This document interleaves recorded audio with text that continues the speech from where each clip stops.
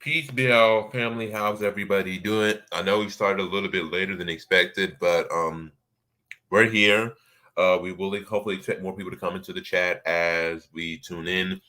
Today's video is going to be talking about Liberia, consistency, tribulations, and speaking to the heart. It sort of hit my mind and it's something fresh. So I'm coming back in 2 to 3 minutes, and then I'll dive into everything else.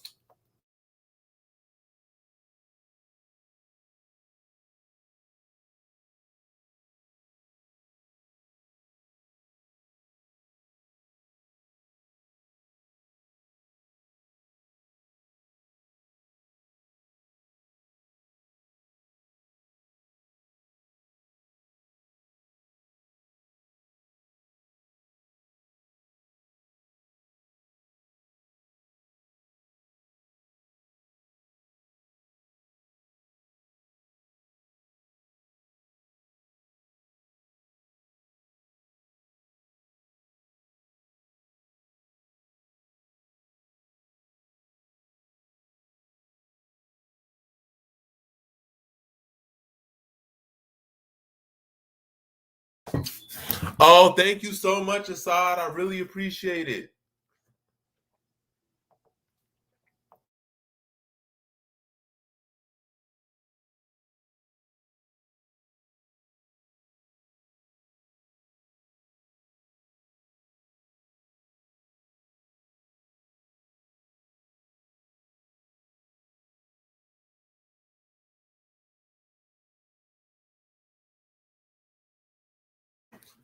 All right, y'all. It's approaching that 2 minute mark.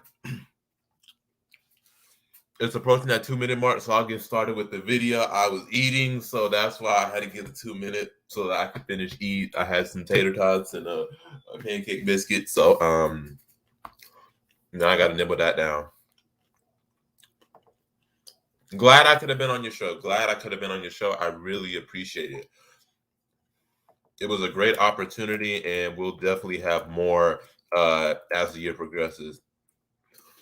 So today's topic is Liberia, consistency, tribulations, and speaking to the heart. And the reason why I wanted to do this was, of course, I wanted to elaborate on what's going on in Liberia. So today, we have the bicentennial going on, and that's being through the government as well as Libya, the diaspora, as well as some others who are doing tours um, of the region to mark the 200th anniversary of the establishment of Providence Island, which was once known as Christopolis, and today is known as Monrovia, Liberia, and it got the name Monrovia in about 1824, 1825.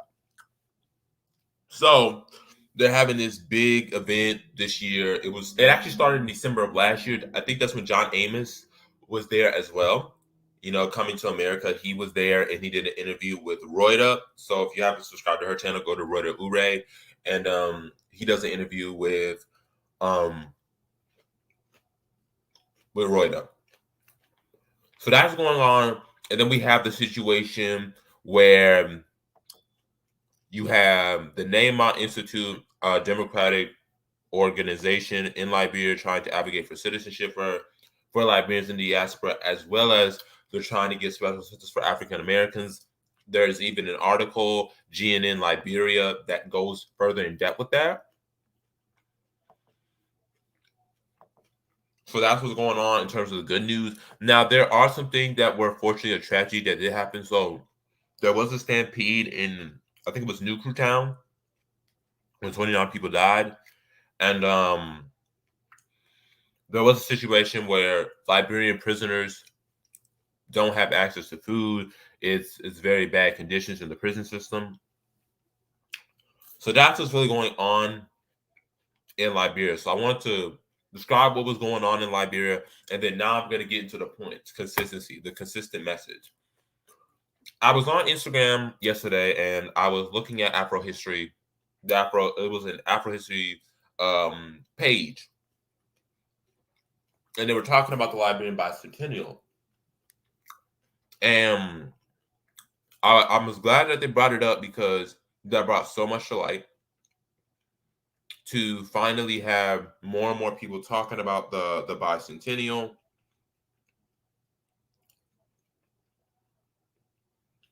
know, with the bicentennial. But what irked me was the comment section. Now I know people can have their own opinion, so I'm not gonna. That's not my issue. My issue is the message. That's why if you look under the description, I make it specifically clear. I bring up the message.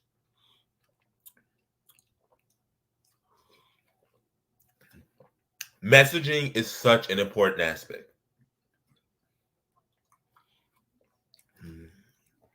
It's so important because I look in the comment section, and what do I see in the comment section? I see in the comment section them talking about we not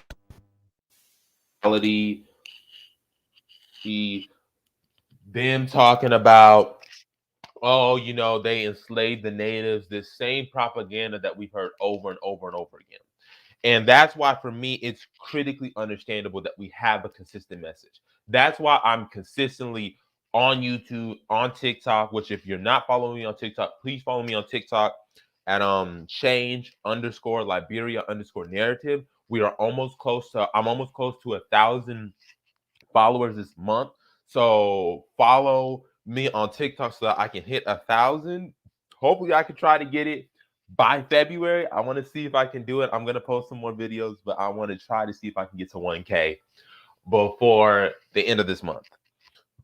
But it's important to have a consistent message, because without having a consistent message, people regurgitate propaganda almost on autopilot. They don't think about it. They don't critically analyze it. It just gets put out there. And so, what has been the consistent message about Liberia? Everything you've read about Liberia has been what? They didn't include the indigenous population. The indigenous population didn't have the right to vote. The American Liberians brought the white man's mentality. They enslaved the natives. They didn't do development. You hear this over and over and over again, this ruling system, this elite. And that's because that message has been consistently brought over and over again. And when you have a situation where that's the message that they hear over and over again, and there's no rebuttal to that, and most importantly, there's no consistent rebuttal to that, it allows for that narrative to just fester. That's why, for me, anytime I hear that narrative, I immediately respond. I do a video. I'm not going to respond to everybody, but I will make a response video to that, because I'm not going to allow for you to just talk about it, Liberia, in that situation, and you just say it and it's willy-nilly. Because I'll never forget, I was watching a TikTok video on Johnny Harris. He's a YouTuber. He does great investigative journalism. I don't have no problem with him. But he did a video on Liberia, and it was very general. Of course, it's very general. He's doing a thing about what's going on in Virginia. So what was going on in the video was talking about basically how Liberia has the most registered shifts, but it's not really getting the money off of it. Like, more people register their shifts in Liberia than anywhere in the world, but Liberians don't make the money or see the money. So that's what he was talking about, and it can be traced to an area in Virginia. So that's what he was doing. But the history part, once again, the messaging, because that message of African Americans being portrayed that way has been so consistent, that's what he first thought of. I mean, he did bring up Thomas Jefferson, but it's not really in depth. And so, as a result, what ends up happening is, now, whenever people talk about Liberia, what ends up happening is it's always bad. It's never good. Nobody ever talks about the positives of Liberia. And that's because of what? Consistent messaging. Messaging is important. Being consistent is important. Having a narrative is important. Not having a narrative can be detrimental. Not having a narrative allows you to be open to the people who are opposed to you. I have no problem with disagreements. But for those of us who are challenging us, for them who are challenging us, we have to be ready. We have to have a consistent message. That's why I do my educational videos on TikTok. That's why I bring up all these receipts. That's why I make the Liberian presidential series. That's why I do all of that. I do all of that to bring a consistent message, a different message, and most importantly, to challenge that narrative.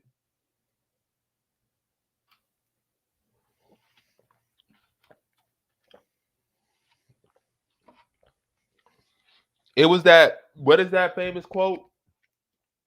Keep repeating a lie and eventually becomes true. That's what we have right now.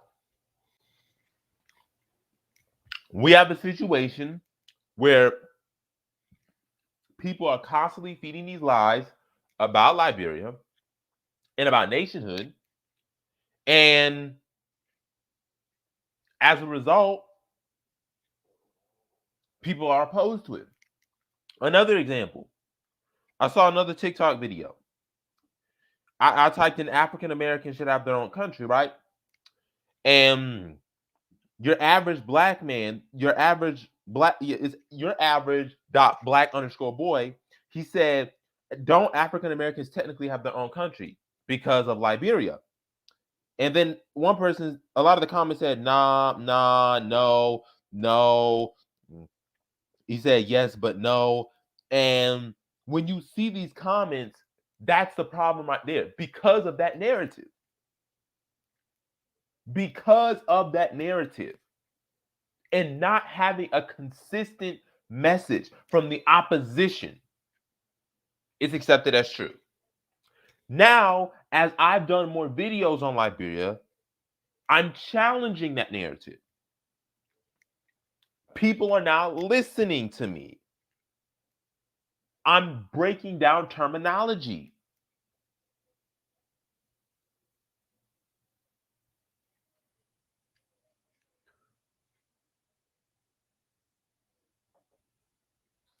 You're right, Baruti. I have no problem. And to demonstrate your point, somebody asked me to debate. I said, listen, I'll debate you anytime, anywhere. I have the facts, I have my receipts, I have all my references.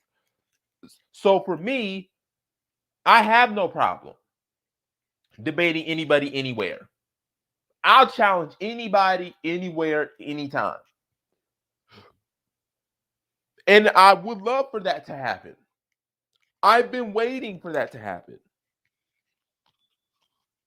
But just for me, until that happens, I'm going to keep doing what I'm doing. Because I can't allow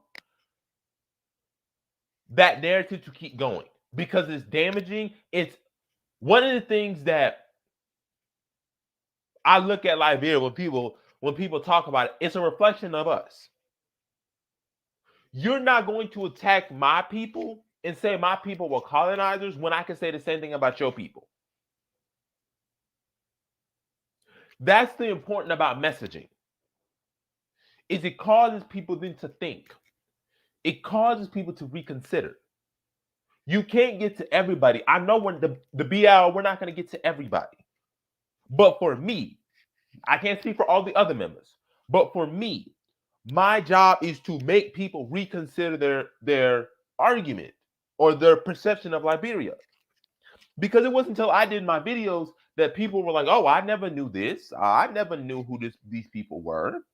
I didn't know that who Thomas Peter was.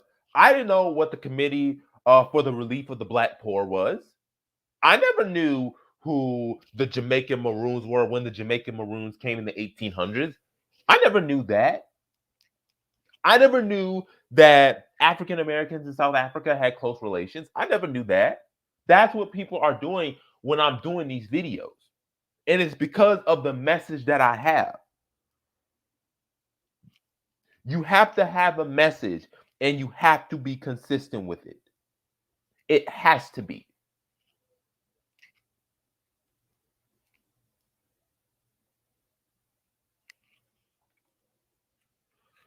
And that also goes into the second point, tribulations. We're going to have tribulations. Nothing is easy. Nothing has ever been easy. There's nothing in this world there's no such thing as without conflict.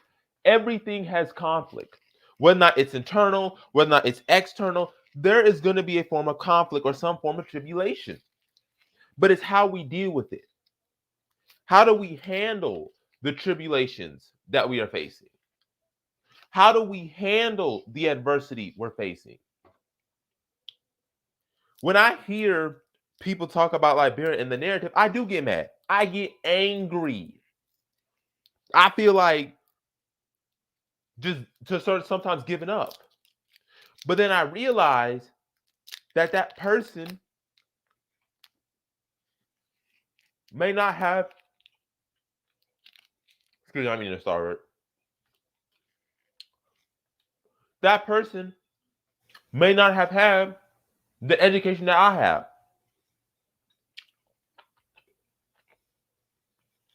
That person may not have access to that information.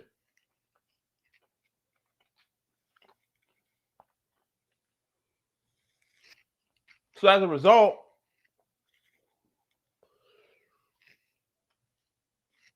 that's what they heard. That's what they said. And it's going to take time. It takes time to develop. It's going to take time for us to educate them. You can ask Hollop, you can ask the other BIL members.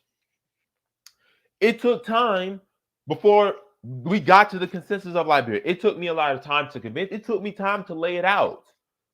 But we got there. And sort of that's how I see it when it comes to us working with our people. It's going to take time. And there is progress being made. This video from Live to the rest of the world. Oh, that's funny. It was on YouTube main menu. But example would be Liberia to the world. He did a video. It's got 1.3K. I would just like to just share it with y'all a little bit of it. But here is the video. I'm gonna put my mic on mute as well.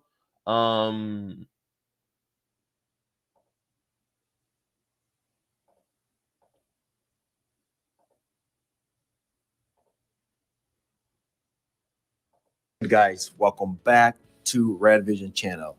Now, I've had at least 3 people ask me my name. I think that upon every introduction, I'm going to mention my name as well. When I thought about it, I was like, yeah, I really don't mention my name. So a lot of people don't know my name. But here we go. Here's a new introduction.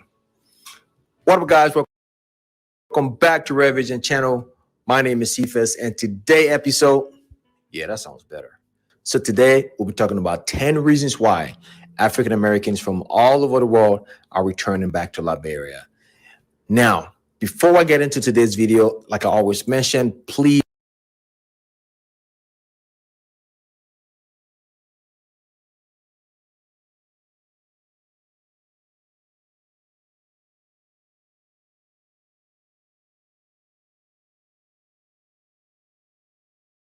Sorry, I had my mic on mute. But this right here, that's good to hear. And that's the point of as we change the narrative, this is what happens.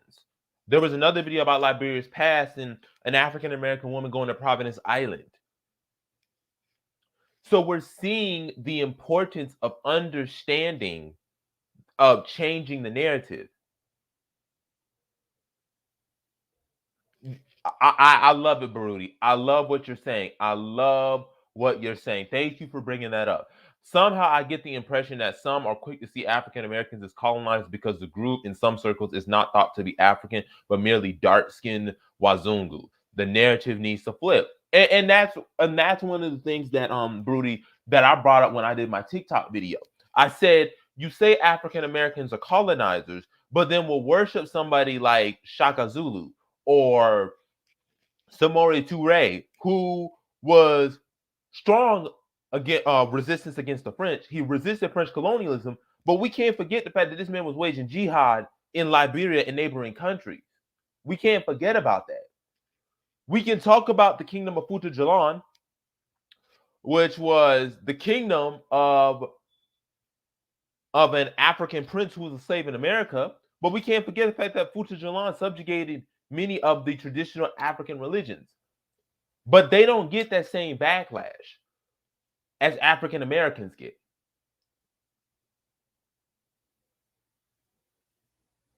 Yeah, I'm about to say his video is good. I gotta give him to that. That video is crisp. The camera's perfect. I gotta give him props for that. But let me. He speaks for a long time, so I don't want to go thing because it's 25 minutes long. So I'm just gonna skim through some of the areas. Americans do find themselves connected to Liberia in a certain way. So when they do go back to Liberia or visit, they have that just that sense of belonging, sense of oh man, finding your roots, finding your heritage, and feeling like you're at home. So number one reason why African American are moving back to Liberia is because of that. And also we all know being black in any part of the world, it has its good and some bad, right? As far as the sense of not belonging, the oppression, discrimination, racism, and all of that stuff. But when you do, all right, so I'm only gonna play that much, but yeah. So that's the point. So that's why it's important that you have a consistent message and you change it. And going through those tribulations can. Oh, you said I was gonna this video, but I'll let you guys spoil it for me. No, we didn't spoil it. We only gave you like 3 minutes. So we're not gonna watch the whole thing. I don't believe in doing that. So we only did like 2 or 3 minutes, and that's it. We only did like really we didn't do 2 or 3 minutes. We only did like a minute. So you can go watch the entirety of the video. It's 25 minutes long, but but yeah, this is the result of all the work we've been doing, all the work that we've been doing, all the interviews, all the reaching out, and we can see this with Liberian TV Network. So I did my interview with Liberian TV Network, and I highly suggest people go watch it on Liberian TV Network. And today, later on today at 8:30, we will have another interview, another Liberian interview with She Speaks Too, somebody we did an interview on this channel. So it's important that we amplify our voices and amplify these voices. It's important. That is the importance of any of these tribulations, any of these issues that we have. It's going to take time, and it's going to require us to amplify these voices, because one of the issues is the wrong voices get amplified. They get amplified to 1,000 instead of the voices that really need to be speaking on this subject matter. Somebody like me who has spent half a decade on this, who has read the archives, who's done interviews, who's about to go here in May and about to do a lot of meetings with Liberians in the country. People like me, my voice needs to be amplified, and I'm going to amplify the voice. He's right. The court jesters are controlling the mic. You have to change. You have to control the mic, and you have to, like you said, you have to help change the false narrative. That's why, and when I did the video with Jeff, I had to make sure that I had the receipts so that people will understand that I'm not just quoting stuff out of nowhere or out of thin air. I'm giving you actual research, actual reports, actual things you can go and physically read that were written during that time or were based on movements on the Back to Africa movement. That's what I did. Because now I want you guys to understand this. I was reading an article. I want to see if I can get it, but it got me I gotta get the video. Hold on, let me get the video. It was a basic Black history test. He did a basic Black history test. So here is the article. I just want to share. This is just Black history, basic Black history, everybody. So now I know it's a white person written it, story, white person, but I just want to give this to you. It's on Yahoo News. It says you took a test a white person couldn't pass, and most of you are as dumb as I am. And it is Joseph Girth who did it. Now that's not him, but he said one person said scored 0, not a bigot or racist, just very, very ignorant. And he said, as I wrote recently, I only got 5 out of 25 questions correct. A miserable, paltry, horrible, embarrassing 20% on a Black history test. This is if you took any African American history course, you could pass that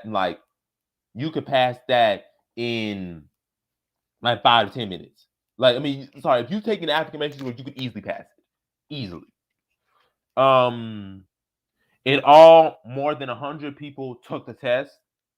And he said most of you are about as dumb as I am.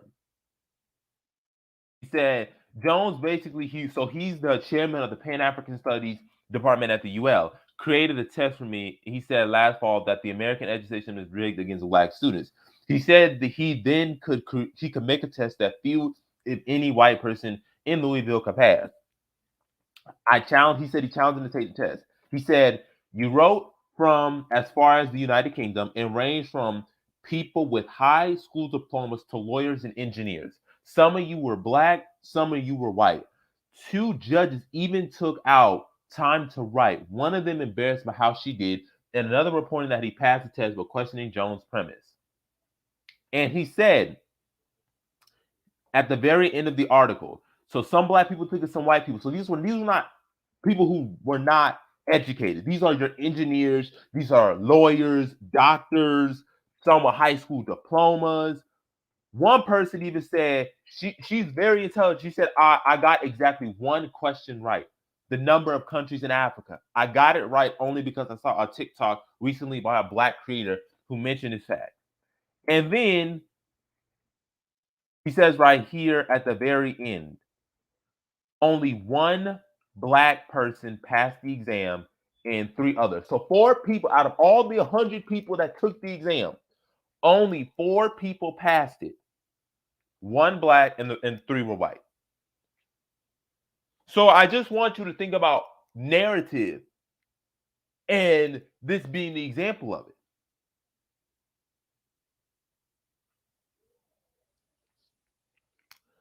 Imagine how many people really know about Liberia. They don't know. If I were to give them a Liberian history test right now, they would all fail it. All of them would fail it. Most Liberians would fail it. I'm telling you, I could do a Liberian history quiz right now with 25 questions and ain't nobody would pass it. Even Liberians, they wouldn't pass it.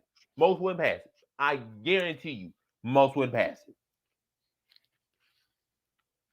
That's the point. When you have a consistent message, when you just spew propaganda narrative, well, like I said, you don't think about it. You think you know something, but you don't. You know it because it's been repeated to you so many times that you think it's true, but it's not. It's not true at all. It's not true at all.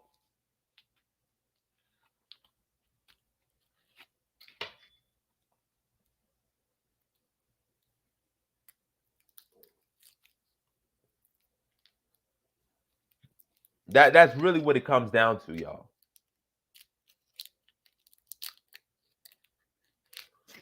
Exactly.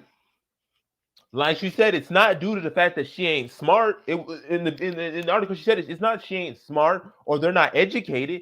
They just don't know. And that's one of the great questions that when I did my interview with Assad, he asked. He's like, "So how many African Americans really know about Liberia? None. Very few, if any. Like I said, if I were to pull, even most Liberians don't know that. If I were to write a Liberian history exam right now, most couldn't answer. I'm telling you, most couldn't answer it.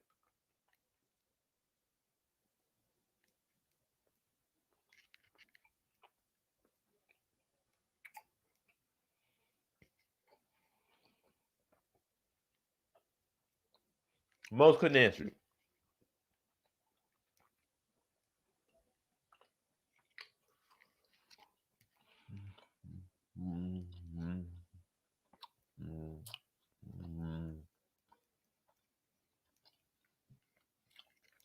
Ella, right? If you haven't been introduced to something, chances of failure is high, and that's the truth. I know I couldn't. I'd be sitting in the corner with with a dunce cap on, and it's not an insult on your intelligence. It's not. It's just the fact that if you don't study this, if you're not somebody like me and you're invested in this, you're not gonna know. You're not. You're not gonna know about it.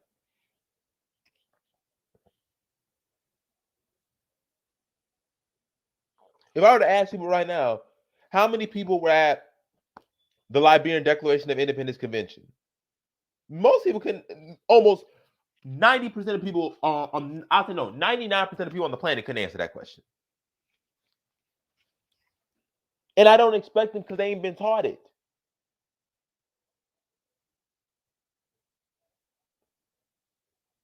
And that all goes into my last point, and then I'll open it up to people. Speaking to the heart. You have to speak to the heart.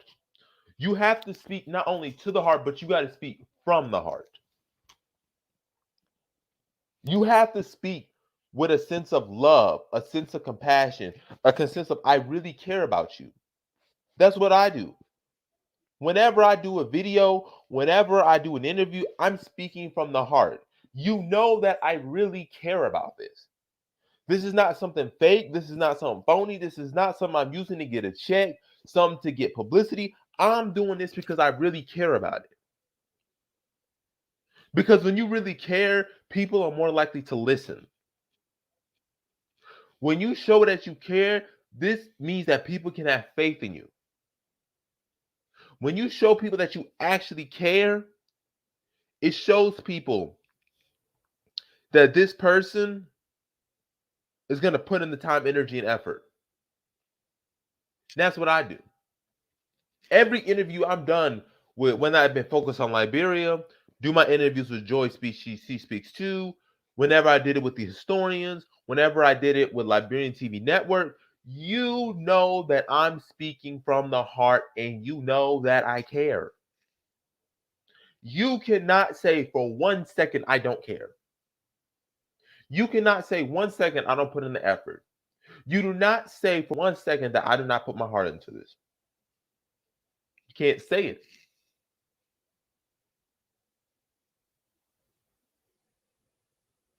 Because I do it, I'm speaking from the heart.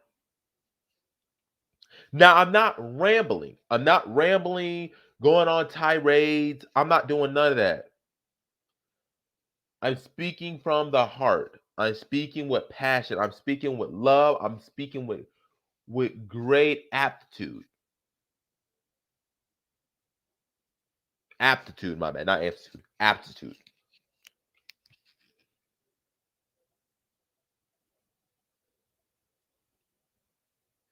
You can tell that this person is about it based on the passion, energy, and what they're committing their time to, the actions that they do.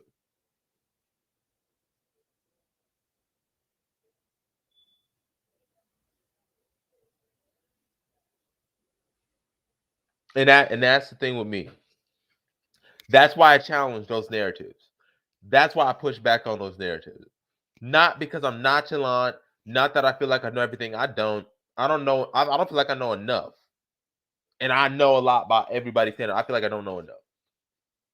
I've been downloading, I've been getting hundreds of books that I still got to read. hundreds of books. I still haven't read the archive. A lot of my archives. I still got a bunch of archives.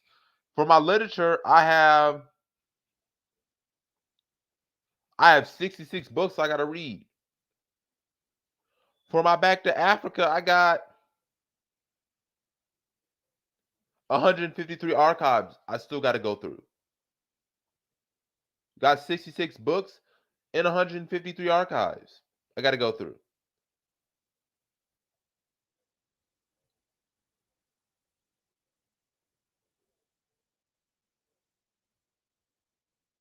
He said, "You're right. Colonizer labor for AA labor is wrong. Your reply, notion that repatriates were superior in tech, weapons, and know-how. Should people just suck up and say, yeah, my thing is, okay, but you saying that they were superior in tech, weapons, and know-how, that's disingenuous. It's disingenuous because what they're in it, what they don't understand, what they're actually doing, Brody, is they're perpetuating anti-black stereotypes. They're perpetuating anti-black stereotypes. Because what they're implicitly implying is that those natives were cut off from the rest of the world.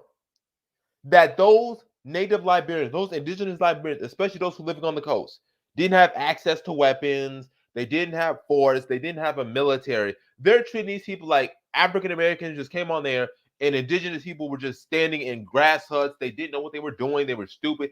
That's what they're portraying these indigenous Liberians when they say that. They're not even cognizant of the anti-black stereotypes that they're perpetuating when they make those claims.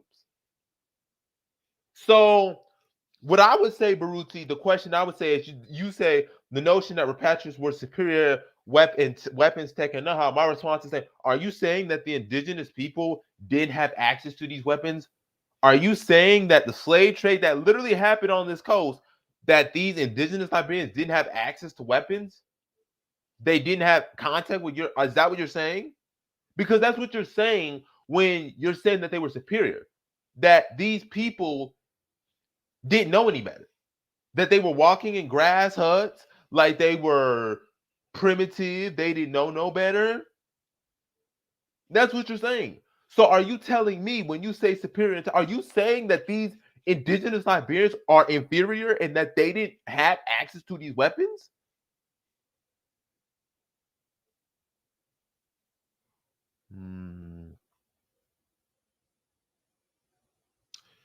He said the idea that repatriates were superior is a farce. The indigenous were highly advanced. Look up the Bai or Mandingo people. Exactly. Like I said, these were not primitive people. So we need to stop saying that they were not primitive people. Then what is the reason that the 5% were able to be movers and shakers of Liberia? First of all, here's the important thing that people need to understand, Baruti.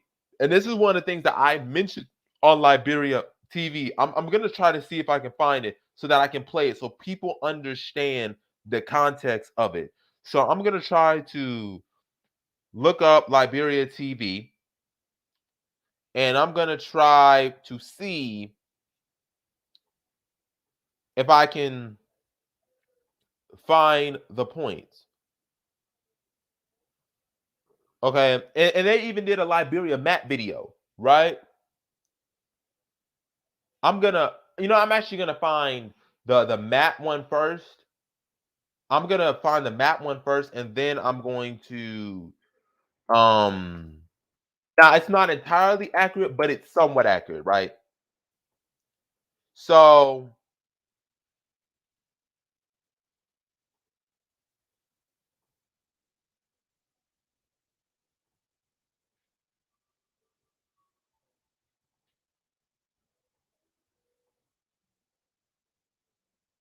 all right. So I want y'all to pay attention to the screen. So he makes a video about Liberia through maps, right?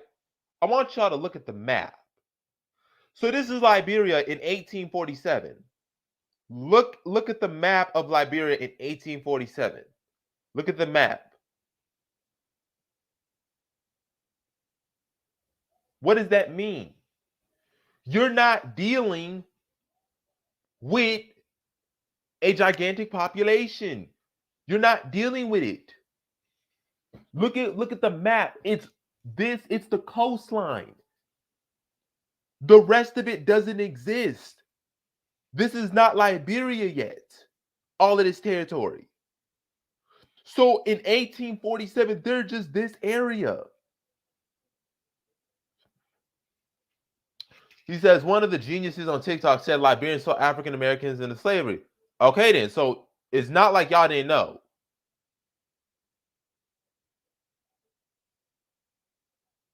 Thank you. Thank you. They were not the movers and shakers. They worked with the sovereign kingdoms. The natives could have killed them off if they wanted to. Exactly.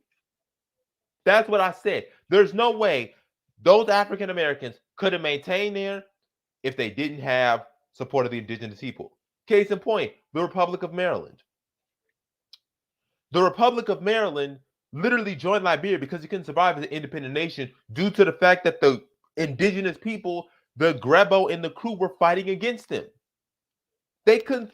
You're talking about 1,000 African Americans in Maryland, in Africa, against 60,000 indigenous Liberians. Who do you think gonna win? 60,000 or 1,000? Who gonna win? Okay then. Okay then. It's a no-brainer.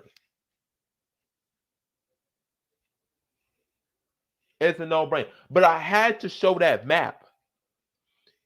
You have a sliver of the coastline, right? This is in 1849. So when people ask why the indigenous Liberians were not included, my response is because Liberia was not that area in the 1840s. Okay, let's go even further. We're going to keep going.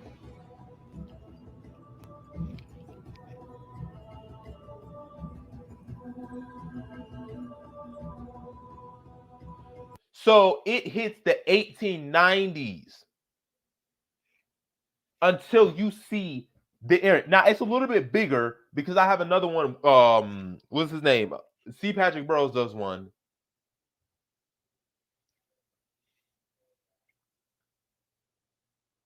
That the 1,000 versus 60,000. That was the Grebo Maryland War. But yeah, he's right. Look at the Port Croissant massacre. Look at the Port Croissant massacre over the fact that the African Americans didn't want slave trade going on in Liberia. They literally massacred them. Like I said, if the indigenous people really wanted to, they could have easily wiped this off. Easily could have done it.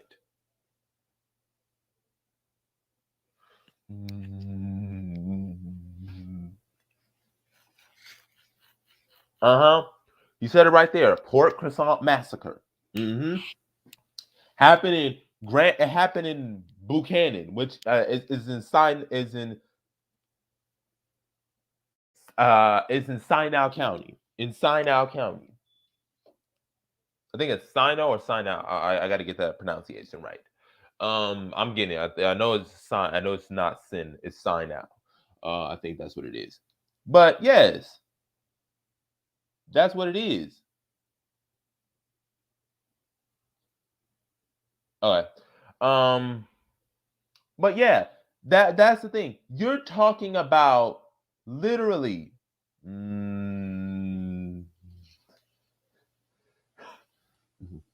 He said it's funny how 1,000 could control 60,000 in Liberia, but less than 1,000 can't build a dirt road in America. It's funny because you had in Liberia, you had 3,200 African Americans in Liberia when the country was created. When people act like 16,000 African Americans went to Liberia, no, 60,000 African Americans went to Liberia from 1820 to the 1900s. So on the span of 80 years, only 16,000 went. There were some African American towns in Liberia that only had 100 to 200 people in them. And yet they were still able to farm. They were still...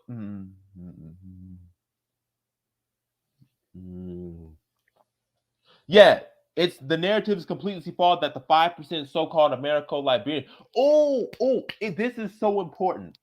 And Whoa Baby's gonna agree, and Whoa Baby will know. People need to make the broody. People need to make the distinction between Americo-Liberian, Congo, Cree, and indigenous. Because what people forget is within that 5% of what so-called Americo-Liberians were Caribbeans, were African captives as well. People forget about that. People think Americo-Liberians were just African Americans. They weren't just African Americans.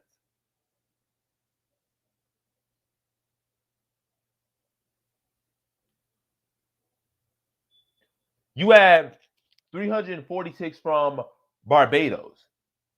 You had some coming from the Bahamas. You had some African captives who were supposed to be sold into slavery in America, in the Americas. But because Liberia was established, they went to Liberia and assimilated. There are Liberians today who are the descendants of African captives who can say all they know is they come from Congo, they know they come from Ghana, but they don't know where exactly they come from because they're African captives. Same thing in Sierra Leone. There are Sierra Leone where people in Sierra Leone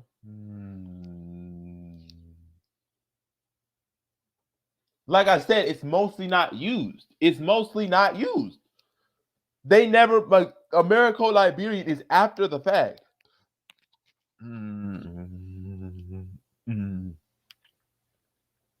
Okay, that was after the fact.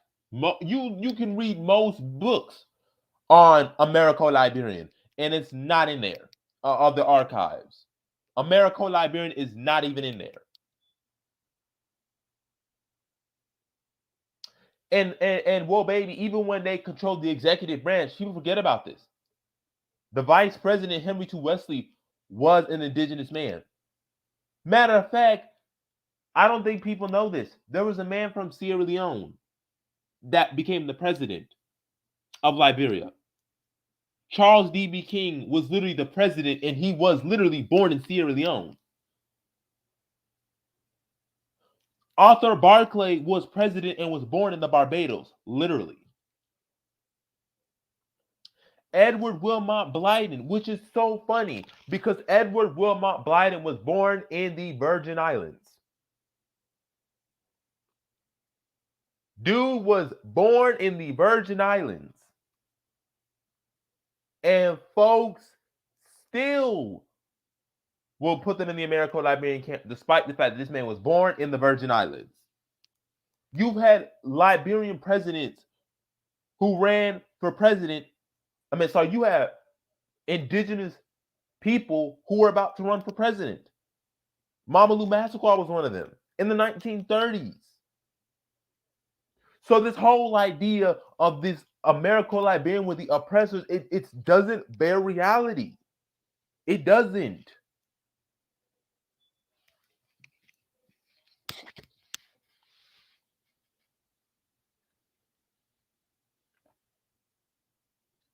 So that's why I do what I do. That's why I say it's important for us to be consistent. It's important for us to understand that we got a lot to go up against and to speak from the heart. That's why this is what this whole live stream was about.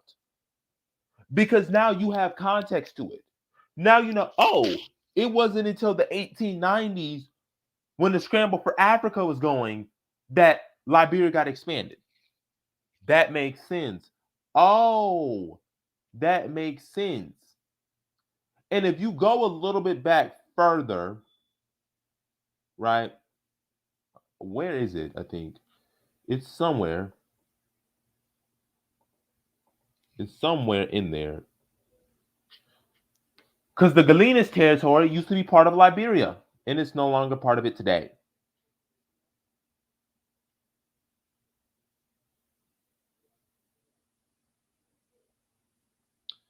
Listen. Listen. If I know his thing, if you can get me in contact with him, I'll be glad to debate him. I'd be glad to debate him anytime, anywhere. Give me the I will gladly go and challenge that man. Gladly challenge that man.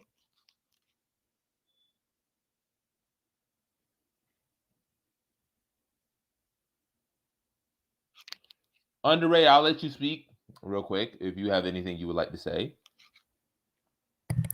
Or anything you would like to bring. Peace, everybody. I want to shout out to the trolls. I'm not from Brooklyn. I'm not from Queens. I'm from Connecticut. This man. He said, I'm not from Queens. I'm not I'm from the from Bronx. Connecticut. To all the trolls, oh, underrated from Queens. Shout outs to Queens. Shout outs to. I'm not from there. I'm from Connecticut. I'll just play it. It's a good thing. I was eating my Starburst, so thank you. Man, these Starbursts are so good. I know I missed a bit from earlier, so I kind of got in late. But I saw Pick the up where you are. title. Pick up where you are. Pick up where you what you heard. Well, I saw you had a map Mhm. of Liberia, Mhm. And and I you were just talking about 1,000 versus 60,000. It was people, or something like that. yes. Uh, so are those people that were the 1,000? They were controlling the No, so the population of the. 1,000 were the African Americans that lived there. Oh, okay. The 60,000 were all the indigenous Liberians that were in the area. Mm, that's crazy. And so I said, if indigenous Liberians really wanted to get rid of the African Americans, they could have just easily done it. Yeah, 60,000 to 1,000. What? That's like 300 the movie all over again. You're outnumbered 60-1, but we're still here. That means I don't know what you're talking about. The indigenous Liberians were being oppressed. Even even uh, even the the interviewer we did with Cal Fombole, Holla and I did. Remember the interview, right? One of the Mhm. points that she talked about in the whole video, and I have to share that one more time so people can understand what she was getting from. She said it's going to be wild because it'll be like an hour and 20 minutes. But one of the things she said was the African Americans didn't have the power or the numbers to oppress the people. Hmm. So how did 1,000 control 60,000 if there wasn't complicity from the 60,000, or the 60,000 didn't support them? That's a good question. This ain't like South Africa, where South Africa was backed by Britain. Like South Africa had a whole country backing them. So of course for South Africa they were able to do what they wanted to do because they had the backing of the British. They had the backing of colonial powers. Liberia didn't have the backing of any country. Right. People will say, "Oh well, America helped establish Liberia with the private organization, not the government, the private organization, the American Colonization Society." But as mentioned in the video with Jefferson, Liberia wasn't recognized by the United States when it declared its independence. It wasn't recognized. Would you So say that's very important to have colonial power back as an ally? it would have been important in that time because Mm-hmm. if you're in the case of South Africa and you have the support of Britain, you have the support of the Netherlands in these regions, you got might, you got power. Okay, Right. if you send 20,000 white settlers into South Africa, right? But they got a full army backing them.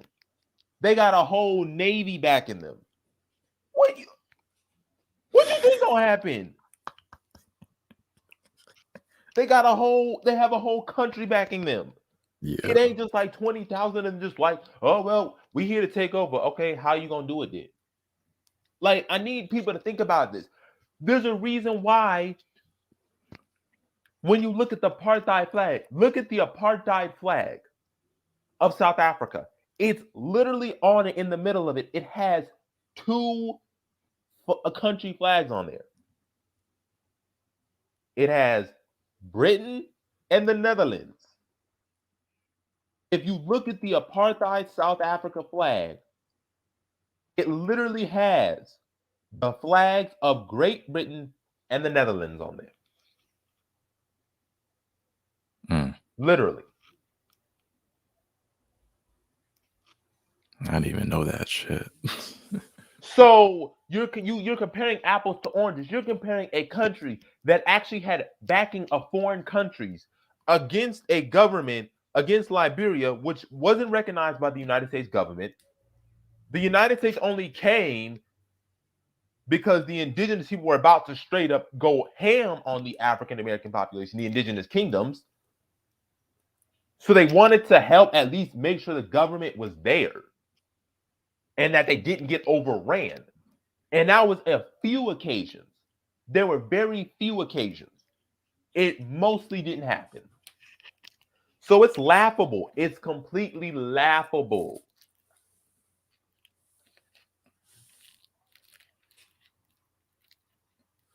Yeah. And it's even laughable too, going back to, the apples and oranges. I find that to be very, very frequent because they'll look at something from a surface and not even understand the details of it or so. Like, for instance, what we're doing, as a social network, like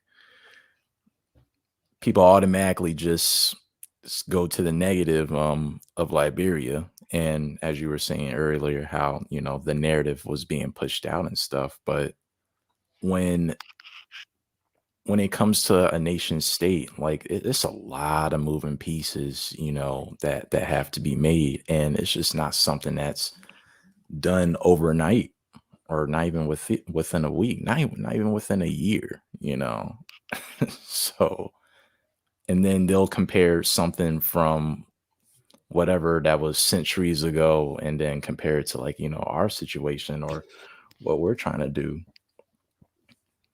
And it's like, wait a minute, like, did you even look within of how it was done and what their process was and what were some of the decisions that they had to make and such, like Yeah. the trials and tribulations, because obviously there was friction and conflict. Exactly. They don't take that into account. And that's why when I hear when people talk about apartheid and that they compare it, I'm like, I laugh so hard because it's like they didn't have backing of the United States government. As a matter of fact, I'm glad the way Baby talked about it. Liberia wasn't even invited to the Berlin Conference. So Liberia and Ethiopia didn't even get to decide who gets what. They didn't even get no say. Literally, Liberia was a nation that was recognized. Well, not I don't know about Ethiopia or Abyssinia, but I know for a fact Liberia was a republic. It was recognized by the United Kingdom and France, and yet Great Britain and France could have cared less if Liberia was part of the Berlin Conference. They didn't care about them. They straight up said, European countries, how are we going to divide this up? Now, I find it ironic. They literally didn't invite Liberia to the Berlin Conference. Not that they should have. The Berlin Conference should have occurred at all. That's not what we're arguing. But they brought the United States to the Berlin Conference. So the United States had no interest in taking up colonies. It literally recognized Liberia as being an independent country, and yet they're going to bring the United States to the Berlin Conference, and Liberia doesn't even get invited or get a say in it. Damn. Ain't that some shit? So I need people, like you said, understanding the process, understanding the context to which this occurred. Hey, same thing when people talk about, I'm going to say it again, in South Africa. When can you tell me where they said the natives couldn't go these places? I'm genuinely confused where the natives couldn't go. Also, that's weird. You say that apartheid, right? But South Africa didn't have, excuse me, South Africa didn't have its first black president until 1994. And South Africa did not even allow for black people to run for office in South Africa during the apartheid era. So you're comparing a regime that literally banned the ANC, like banned them all out, forced them into exile, was a authoritarian, totalitarian state. You could claim apartheid, definitely authoritarian, maybe not totalitarian, but definitely authoritarian. In apartheid South Africa, you have a situation where black people are not even allowed to work in white areas. Black people are being sniped out left and right by the regime, especially under Hendrik Verwoerd. Verwoerd. You literally have this going on, and you're comparing that regime to African Americans in Liberia who have an indigenous vice president in the law of the land. So already right there, it can't be South Africa, because how did an indigenous man become vice president and an indigenous man become a diplomat to a country if indigenous people are not allowed to vote or run? Wow. And you mean to tell me all that is going on in South Africa? All that was going on in apartheid South Africa. Oh my gosh. Yes, I think I like what you said. I believe that wrongs were done on both sides. That's how it should be treated. Liberia wasn't perfect. Liberia wasn't rosy. Nothing was fully perfect. But this whole idea of just strictly blaming Americo-Liberians for everything and not taking into account the context, not taking about how indigenous Liberians will work together most of the time. And one of the things that we talk about with the interview, Melvin, we were talking about, if you go on our channel, we did one with C. Patrick Burrows, and we did one with, so I actually got it up right now. Somebody actually about to show it real quick. So we did a video on what is it? Hold on, let me get to it. Yeah.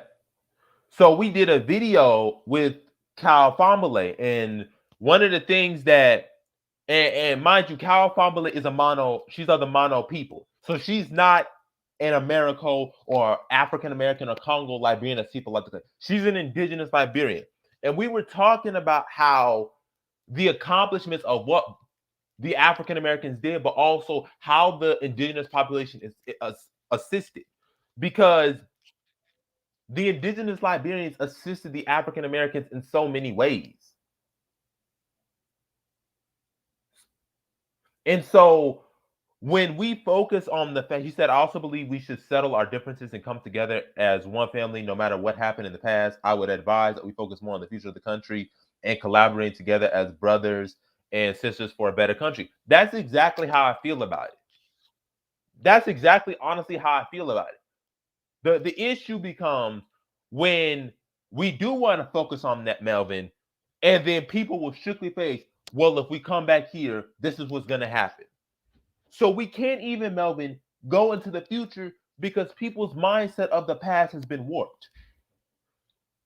So like Underrated said, when we even come into the situation of wanting to build Liberia, hey, let's grow the country, let's move to the country, let's develop the country, everybody's mindset immediately hits to what Underrated said, the negative. They automatically come say, oh, well, last time they brought the white man's mentality and civil war broke out, and not understanding the full dynamics of what took place.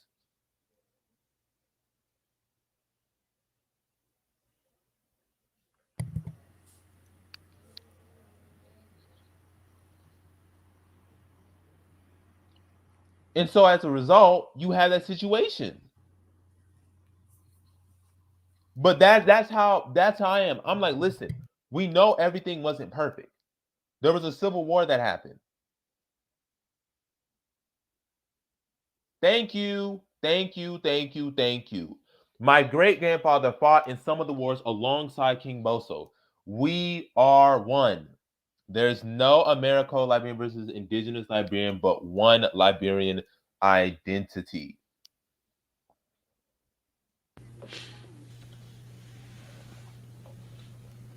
Go ahead, Holla. It's finally you came in. I was waiting for you to come in. Yeah, I just wanted to come in. I didn't really have anything in particular to. I like where Melvin is going because it's something that we've talked about internally. Is that I don't think that the people of Liberia are going to have any major pushback with what the BAIO wants from Liberia. 'Cause they want the same thing, and he just expressed it in what he said. It's about working together for a better country. Mm-hmm. And we You know what I can't mean? have that when you got mouth breathers who focus so much on the minute we show up, their first mindset is, well, this is what happened. This is what happened. It's like, what? It's like, that's your first mindset, not the accomplishments of Liberia, not giving examples of Liberia. Because we remember the C. Patrick Burrows video. Remember the well, not saying remember. We know about it. I usually stay in the habit of remember, but in those two interviews that we did, one of the things that both the historians emphasized was how indigenous Liberians and American Liberians work together.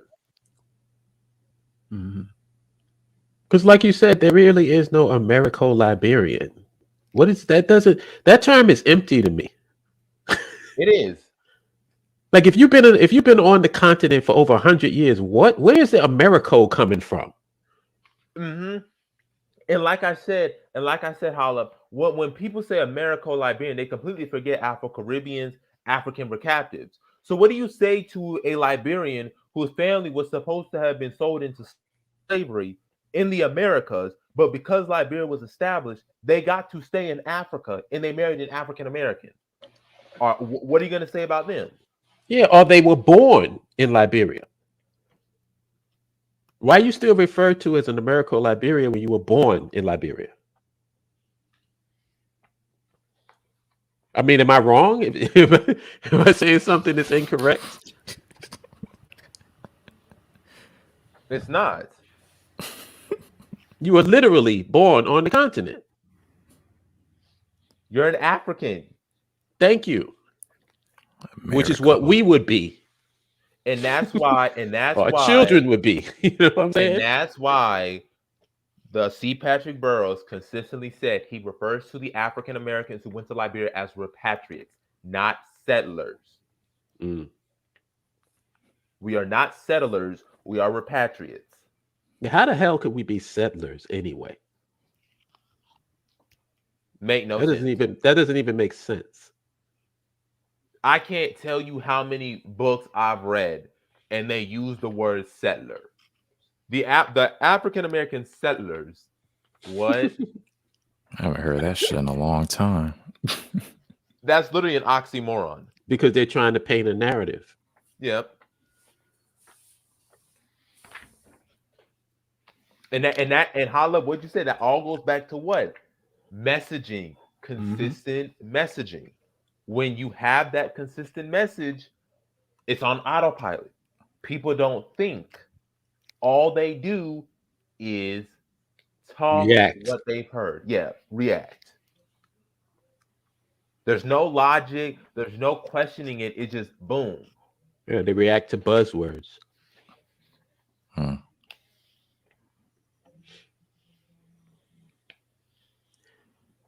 And for somebody like me, I just look at it as like when you come across ignorance, you gotta you can't let it get to you. You gotta play games with it. You gotta look Yes. at it as entertainment.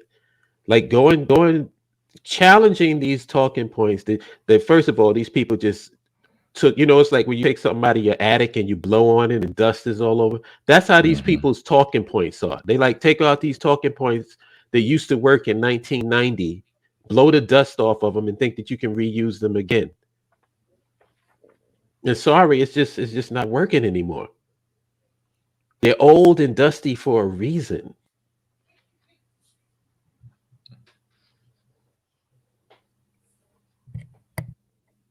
Mm-hmm.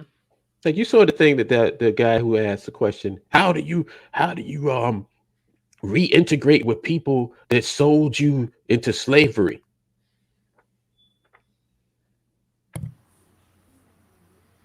Like most people would get upset at that. I look at that and start laughing. Because you're proving our point that they knew better. They weren't ignorant.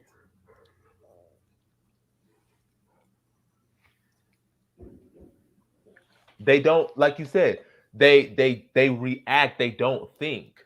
Uh-huh. It was like, it's one of the things that makes no sense, right? Let me example the contradiction. They'll say African Americans need their own country. Somebody in the comment section will then say, you do, it's called Liberia. And then when we say, okay, Liberia is our home country, well, no, it's not. Well, which one is it? You know, they don't. You know what they don't expect, Jabari?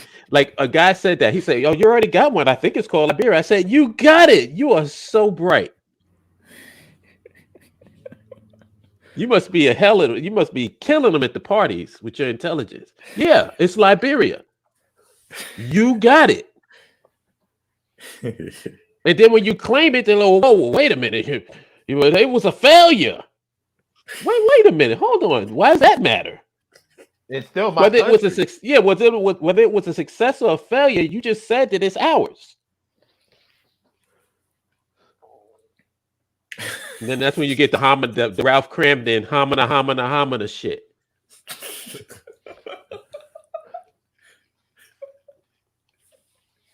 People are clowns, man. But Rudy, this is what I've been saying for the longest. I don't refer to myself. American is strictly helps Your me passport. get like passport. On my passport. I have an American passport. So I guess I don't have to stand on those lines. And that's why I'm actually going to make a TikTok video about that later on. But one of the things I said, we need to stop using the word anti-black and we need to start using the word Afrophobia. Because that's the correct terminology. It's not anti-black. It's Afrophobia. And the reason why, one example, you have Black Americans who say they're Black Americans and they're proud Black Americans, but will deny that they're African. That's a form of Afrophobia. They're not anti-black, they're Afrophobia. They're Afrophobic. Right. Yeah. They embrace the void and the vagueness of black. Yes. And also blackness could be somebody that's darker than you. You got Indians and people from other parts of the globe that are darker than many black people, but they don't get treated like African people get treated because they're not Africans. Yeah, African is a geopolitical term. It just means someone from the continent. African. Nationality is the country you come from. So I would definitely love when we refer to ourselves as Liberian as our nationality and African as our geopolitical term. I have no problem with African because then you got people say, well, why you call yourself Africa? There's no country in Africa. Like, dummy, it's a geopolitical term. Yeah, we come from the continent of Africa. Once again, it's internalized Afrophobia. That's Afrophobia right there. Like, I can't go to the airport and say, sir, can I have a ticket to Akibulan? They're going to look at me like I'm crazy. Yeah, it was that one comment that I put that y'all saw in the chat. One woman said, this is why we need to use the word African and not use the word black. And then she said, give me a plane ticket to black. But I can get a plane ticket to Africa, though. Right. The only thing they'll ask you is what country you going to. You can't get a ticket to black. I get a ticket to black. You going to the fucking Bermuda Triangle and shit? I want to go to the place where the planes disappear. Like, I swear, man, we are some fucking morons. It's disgusting. Bermuda Triangle. Yeah, what's the black language? Yeah. What's the black food? Black nationality. What is it? And the crazy part about it is that I don't reject the term black because I know, like, I don't want to be on that Moorish shit. Brother, we not really black. We copper color. Just shut the fuck up. No, I'm about to say I'm not on that. But at the same time, I prefer to be used African because that's the right term. Exactly. Because remember the video that I was talking about? You never hear Chinese people refer to themselves or Asian people refer to them as that color. You never hear Native Americans refer to themselves as that color. Right. If you were to say that right now, you would get an intense backlash from both of those communities. Yeah. Why? We're more than a color. Right. John Henry Clark said this. We need a nationality. A nationality. You need to identify with a territory, a socioeconomic and political territory, piece of territory that's yours. That's your nationality. Problem solved. And I didn't bring up this, but this was also created by an indigenous Liberian. And if Melvin's still in the chat, he has a similar last name as you, I think. Hold on. Do I accept black as a race? No. I prefer African.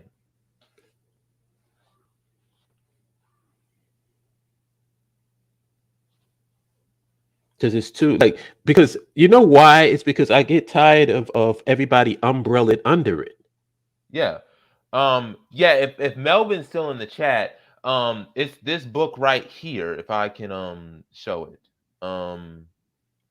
Let me see if I can open it up. Let me see if I can melanated people. If I hear one person say melanated people, I'm gonna jump up in the air and kick them in the neck with my heels.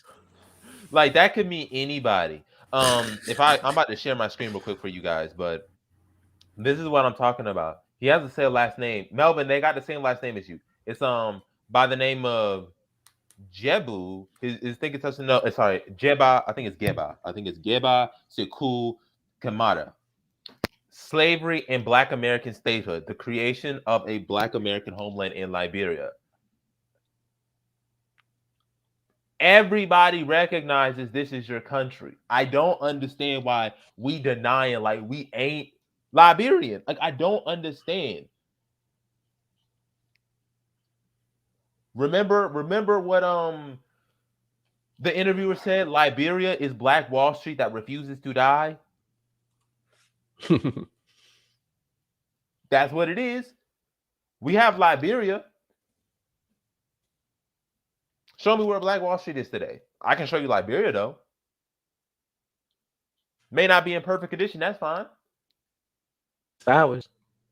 And you can always clean your house. That favorite quote of yours that you will always, that will be seeped in your memory for till the day, forever for you. That quote will always be.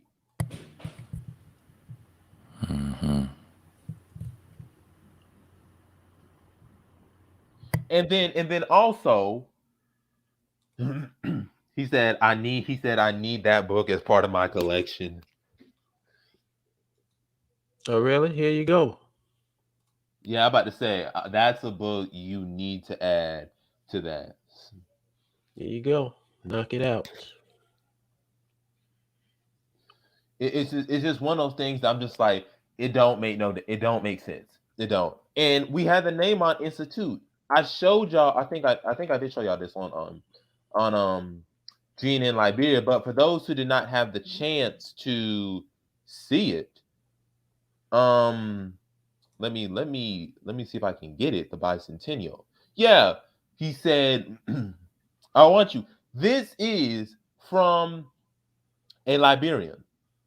So I'm about to do a quick read on this so that we can further delve into this, so we can just put this to rest. This is very important, right? So you can get it from Global News Network Liberia. That's where you can get it from, and it's talking about the bicentennial, right? So here's what it states. It says, Liberia's leading democratic advancement institution, the Neymar Partners for Democratic Development, recognizes the efforts of the government of Liberia to celebrate the bicentennial of the arrival of first group of freed African Americans to Liberia, marking the beginning of the establishment of the modern state. Notice that word, how that's what people, whenever you hear people say, "Oh, Liberia was already there." No, it wasn't. That's why he said the modern state. Words matter. And what it is, the reason why what you're saying causes so much friction with these people is because they're pushing a narrative, Exactly. and you're going against that narrative. So you're gonna always get pushback from these propagandists because that's what they are. I just don't understand why they think that that propaganda works in their interests. That's the thing that's confusing to me. Mm-hmm. Mm-hmm. And let me go further. Let me go further on this. I want to go further about this because it's right here. It says national unity will depend on recognizing the contribution of all Liberians to the establishment of growth and development of Liberia over the last 2 centuries. It is therefore imperative. I want you to listen to this. Listen to this. It is therefore imperative to design programs that promote a common national identity and unite Liberians of all social backgrounds. NAMOD, this is the Liberia's leading advanced democratic institution. NAMUT, I think that's NAMUT, therefore calls on the Liberian government, the government of Liberia, to fast track legislation and constitutional reforms that grant Liberian citizenship to individuals of Liberian descent who had previously acquired citizenship of other countries, and to adopt a policy that grants airport visa to the descendants of free Black Americans, restoring citizenship of individuals of Liberian descent and giving special incentives to African Americans to travel to Liberia, will renew commitment to its founding objective as a home of liberty and equality for all descendants of free Black Americans, as well as provide opportunities for economic growth and development. Hmm. Okay, they're And there it literally is, ladies and gentlemen. Yeah. the government is literally telling you the government was the country was established for you. They're literally telling you in that essence, it's yours.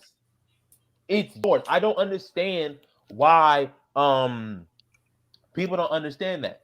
And like I said, one of the things that I do is when I make my narrative in case, nobody's saying that they were the African Americans who went there, they were just perfectionists, it was perfect. No, we're not saying that. But at the same time, you're not gonna say that the indigenous population was excluded when we have evidence that they weren't, right? If I say like I did a video on this, right, and they just did ad hominems on me, so I said, okay, you said indigenous Liberians were excluded, right?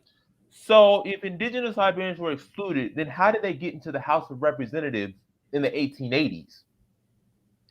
How did Henry II Wesley and Mamalu Massaquoi and Diduo Tway and Clarence Lorenzo Simpson and the Bishop Theophilus, how did they all get into the high rankings of the Liberian government if indigenous Liberians were excluded? Also, how did a president in Liberia who was of Bayesian descent become president? How did a president that was from Sierra Leone become president if they were excluded? I Like have the that answer. they weren't. There doesn't make sense. The answer is our. That's what it is. That's what it is. Yo. A humana, humana, humana, humana, humana. He's That's right. the He answer. said, yeah, you said comparing population, indigenous were seen and treated. He says indigenous were seen and treated as second-class citizens, but calling it slavery is too harsh because indigenous Liberians were paid. And also, let's not forget that, and I did this video on Melvina sorry, not Melvin on Jeffrey's channel about the slave situation, not the slave, but the forced labor situation. You've heard of it, the 1930 Fernando Po situation. And one of the things that I always made sure I brought up, and I'm going to bring it again, that people fully understand why. And you can go get it online. I'm just going to show you the picture. You can get it online. All you have to do is just type in the Christie report. But it's important that I brought that up because this debunks everything. They did an international report, and I'm about to show it. Let me share my screen again. Let me share my screen again, and you can get into this as well, and y'all can give y'all comments on this as well. And well, Holub obviously watched the video, so he knows practically much of it. But let me full screen this real quick. Let me see. Yeah, so it says right here. It says the Christie report. In the 1930s, the Christie report was published, named after the committee's chairman. The committee concluded that slavery, as defined by the Anti-Slavery Convention, in fact, does not exist in this republic. Shipment to Fernando Po and Gabon is associated with slavery because the method of recruiting carries compulsion with it, and persons holding office have illegally misused their office in recruiting with the aid of the Liberian Frontier Force. So they're telling you that slavery didn't exist. So I don't understand where y'all getting this enslaved the natives when they did an investigation. You can literally get this investigation on literally the actual PDF. And they're literally telling you that ain't no slavery existed. That is true. That is true. And also, I think here's the thing that thing. We can always, there's going to be different perspectives. Nothing in history is perfect. It depends on your point of view. But we got to make sure that it's holistic.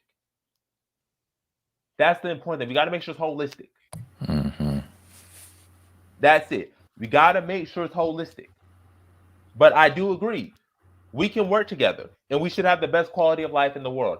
I just think it's very important that whenever we talk about history and we talk about how Liberia came to be, like Nelvis said, it's on both sides. And most importantly, we need to look at the whole picture. Not just blame one side. Yeah, it reminds me of I forgot what chapter in Blueprint for Black Power. I think it was Influence or something, where Amos Wilson was talking about how, well, in this situation, how we should approach it, more of a secular mindset, holistically, and looking at all things, because one person may have a certain view based upon their upbringing, or most importantly, what they believe in. And so they're going to make decisions based off of that, instead of really having an open mind. Stop you right there, my brother, because it is secular. I don't care about your sky god. I don't care about whether you believe in Galactus or the Silver Surfer. None of that stuff has anything to do with running governments. Right. So religion is something that the person has to make their own personal choice about what belief system they want to have for their own personal development. It has nothing to do with government and public policy. Nothing. Zero. Right. And so anybody that comes into us coming with that bullshit is not going to get too far within the ranks of our system. I don't care what you're about religion. Religion has not. There's no way to religiously build anything. You want to build something, you need architects and engineers. Mm-hmm. Ain't no priest building shit unless they architect or an engineer. Mm-hmm. Yep. That is so good that he said. He told at Jabari, no one likes to read. The Christie report is free online. Why aren't we upset that Spain and France didn't get charged with slavery? Yeah. That's true. Y'all got all that smoke for Liberia, but ain't nobody giving smoke to Spain. Ain't nobody giving smoke to France. Yeah, they only want to approach the U.S. when it comes to reparations. Yep. I thought it was a transatlantic slave trade. That means there were multiple countries. Right. Look at that. They got smoke for black people, but when it comes to other groups of people, that smoke don't exist. Like I said, they'll give smoke to African Americans all day, every day, but they won't give smoke to their people though. Yeah, I'm with Vic Shepard on that one.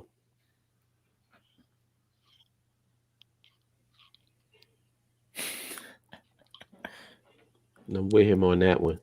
Vic, what's up? I mean, when you have a nation state, you're gonna have different classes. Of course, you're gonna have working class, middle class, because that's just how capitalism is, unless we abolish capitalism. But the goal is to mitigate it.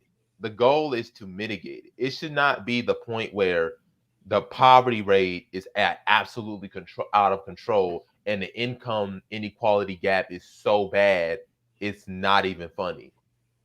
I want to speak to that because I get the sense I hear what you're saying, but I don't think that's what he's talking about. I think what he's talking about is the mindset of the people that's in power. If you Oh, have the mindset that you're an elite, then you don't give a shit about the people because you already feel, oh, well, I'm elite, so then I'm above everybody else. The mindset has to be everybody. If you're a citizen of our country, you get taken care of. It should be an embarrassment to have homelessness in your country. It should be an embarrassment to have poverty in your country. But you're never going to look at it that way. As long as you're good, then all's well. But isn't that what we got right now? mm-hmm. Yeah. So that's what I think he's referring to. It's just this whole concept of an elite to begin with. There's always going to be classes of people. They're going to have people, working class people. You're going to have people that's business owners or people that are entrepreneurs or whatever. That I don't think anybody has an issue with that.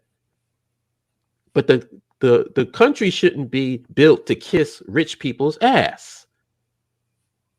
They're citizens just like everybody else is. So if you don't want to act in the interest of the country, then what the hell does the country need you for? How is your moat and your yacht helping the country? Mm. I mean, people can say what they want to about the robber barons, but those guys were like, they were really hardcore patriots for their country. At the time, I mean, of course, that changed. Mm. But at the time, they were nationalists.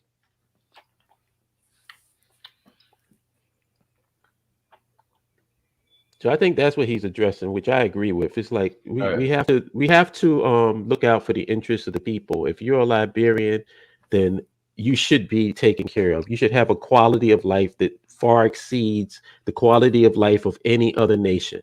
I don't think that that's unreasonable. Mm-mm. I think That that's what should be most the Liberians goal. want. That's what Yeah. most Liberians want. That should be Because the goal. it's sad. It's sad when you see the poverty and you see that children are not in school. Yeah. Or that video where a little boy was struggling with mental health, and rather than having mental health services there, they're demonizing the boy because he's struggling with mental health. Mm. Yeah. There's certain things that, like people talk about the Western mindset. And, one of the things that we always do when people attack us with these talking points is we kind of get on the defensive. Mm-hmm. I've done it in my life. I've done the exact opposite. Like when the guy gets on there and say, oh, don't you guys already have something? It's called Liberia. I'm like, yeah, nigga, it's called Liberia. I don't back away from it or shy away from it. Same. Like when you say, oh, we don't want you to bring your Western mindset. I have a Western mind. If you want to define Western mindset as having a quality and a standard of living, then yes, I have a Western mindset. Because you got a lot of people out here to believe that being African means being in squalor by default. Mm-hmm. Any type of modernization or anything is not African. That's what they actually think. Mm-hmm. Mm. They want to shame people who want modern amenities. How are you going to attract people from other countries? Why do you think people want to go to Dubai so much? You got all the amenities. You got Yeah. everything there. Why do you think they want to? Why do people want to travel to certain places and go there for vacation? Ain't nobody on some fucking Grizzly Adams shit. Right. And remember Dubai, and remember, people remember, what did Akon say about Dubai? Dubai was a desert dirt port in like the 1990s and the 1980s. Exactly. I mean, China come was on. China was one of the poorest countries on planet Earth, and now it's I mean, Dubai is the perfect example. I mean, a fucking desert. And they got it looking like Wakanda. I mean, the first thing that needs to happen with Liberia, there needs to be the very first thing that needs to happen is a country-wide survey by the entire scientific community. A country-wide survey. It needs to be mapped out so that we know every inch of that land. Because that's the only way you got to get your people, your smart guys, your scientists, all of these people together to map out what would be the best infrastructure for this particular country. and it creates more jobs because people need something to do. Exactly. What type of road system should we have in this country that's the most efficient road system for this particular lay of land? And also, we need to know the survey because we have to protect endangered animals and endangered Exactly. species. You need to know the animals, the plant life. You need to know every single inch of your country before you can even start doing anything. Yep. Right. Example, we got the pygmy hippo, and the pygmy hippo, which is only really native to Liberia, is endangered almost to the point of extinction. Why?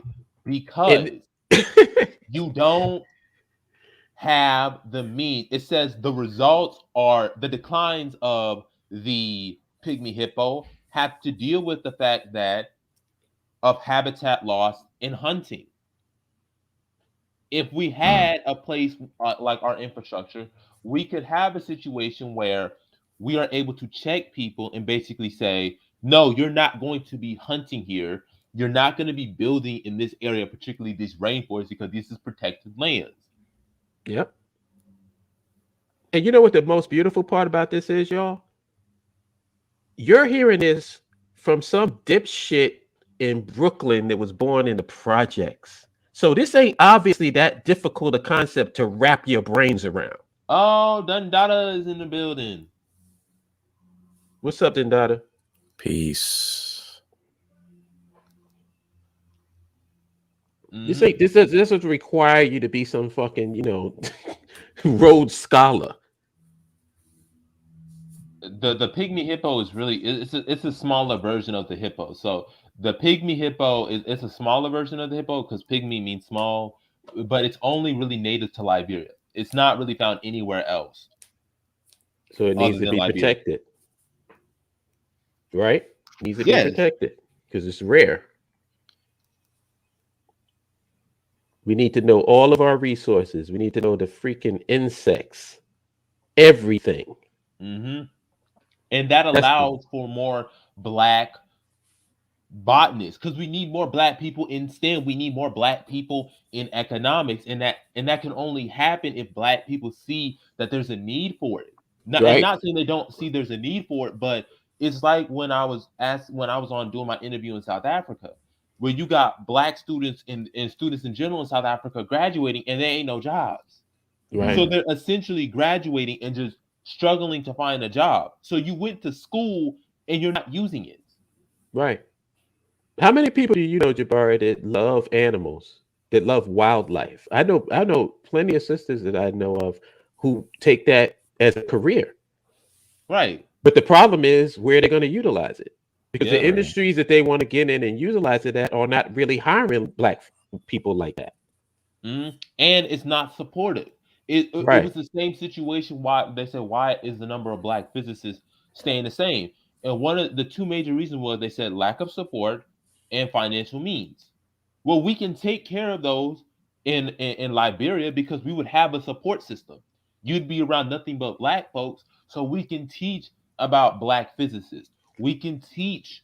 There can be a whole elective on Black physicists, on studying different physics concepts and applying them. But we can't do that if we don't have the environment to support it.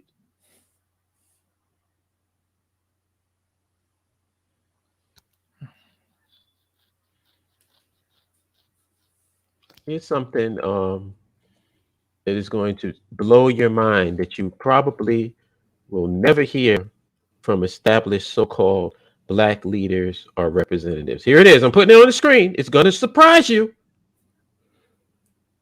Exactly. Basic logic. I know it's shocking. I hope you guys are up off the floor right now. Because I just blew you out of your chairs. That's what creates jobs. There's a reason why we call it the Black African Infrastructure Organization. It's not just willy-nilly.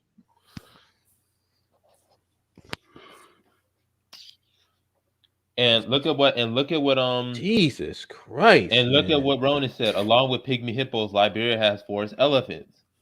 Those and has one of the few remaining forest elephants on the entire West Africa. Liberia has the largest, I think the second largest rainforest in West Africa. Hold on. Wow. Yes. Yeah, it's the second largest primary tropical rainforest in West Africa. How many people And- like flying drones?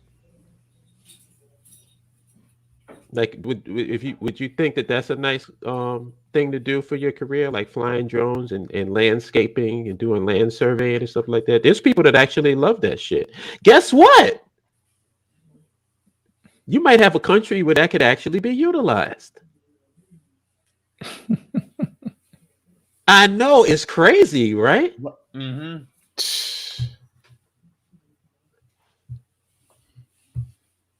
Think about it, right? And think about it. When we are in control of Liberia, because look at what they're saying. Look at what Liberia is saying. Look at what they said. It says, because of the fact that Liberia is poor and it doesn't have the infrastructure necessary, it says Liberia's natural resources are under extreme pressure from threats such as slash and burn agricultural expansion, mining, both illegal and legal, and poaching, all of which the country's natural resources and those who depend on them are at risk.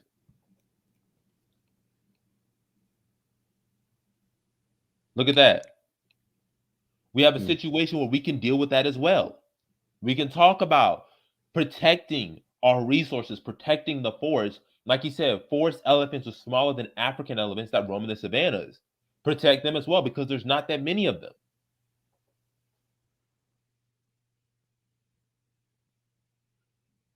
But really, I have no problem with that. To be honest, I have absolutely no problem with that. But right now, we're arguing over the color of the Rolls Royce instead of actually having one. It's like those conversations is just so trivial to me. It's like we got to look at the prize, and the BIO Matter has of fact, always been. I want y'all to look at this. I want y'all to look at this map of I know it's from thing, but it just demonstrates a lot. I want you to look at why we're talking about what we're talking about. To everybody that's there. Let me share my screen. I know it's a quick Wikipedia, but it's just showing the distribution, right? No, not that one. Right here. This is the distribution of African forest elephants. Outside of the Congo, outside of the Republic of Congo and Gabon, I want you to look at in West Africa where the largest concentration of African forest elephants are found. Can anybody tell me which country has the largest forest elephants outside of the thick forests of Central Africa? Legend. Wait, what does each color represent on there? Because I can't really see it. So You can't. So the dark green says resident. Mm-hmm. The light green says possibly extinct resident. And then the dark red means extinct. Let me put this up. Can y'all see it now? Yeah, I see it. I can see it. So Let's What see. country has the largest concentration of forest elephants outside of Central Africa? It looks like it. Is it Liberia? Because I'm It seeing is. a lot of green. Yeah. If you see right here where that dark green is on the very coast, that's Liberia right over there. So Liberia has literally the largest range of African forest elephants outside of the Central African region.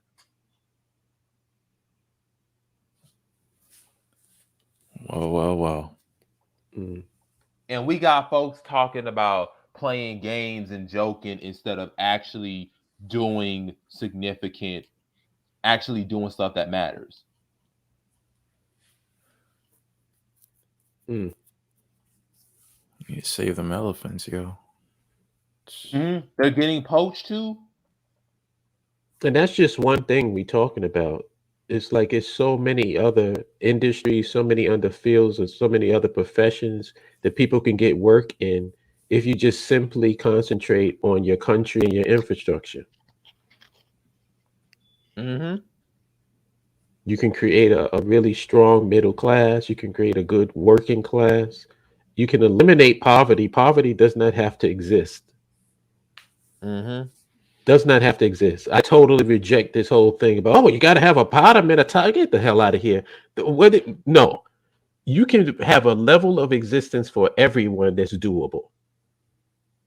Doesn't mean that everybody's going to be in a penthouse. It just means that you're going to have the ability to have what most people want, which is basically a house, a ride, and the ability to go on vacation. Most people want that. That's a good quality of life. And if you work a 40-hour gig, you shouldn't have to starve. Wow, what a radical concept.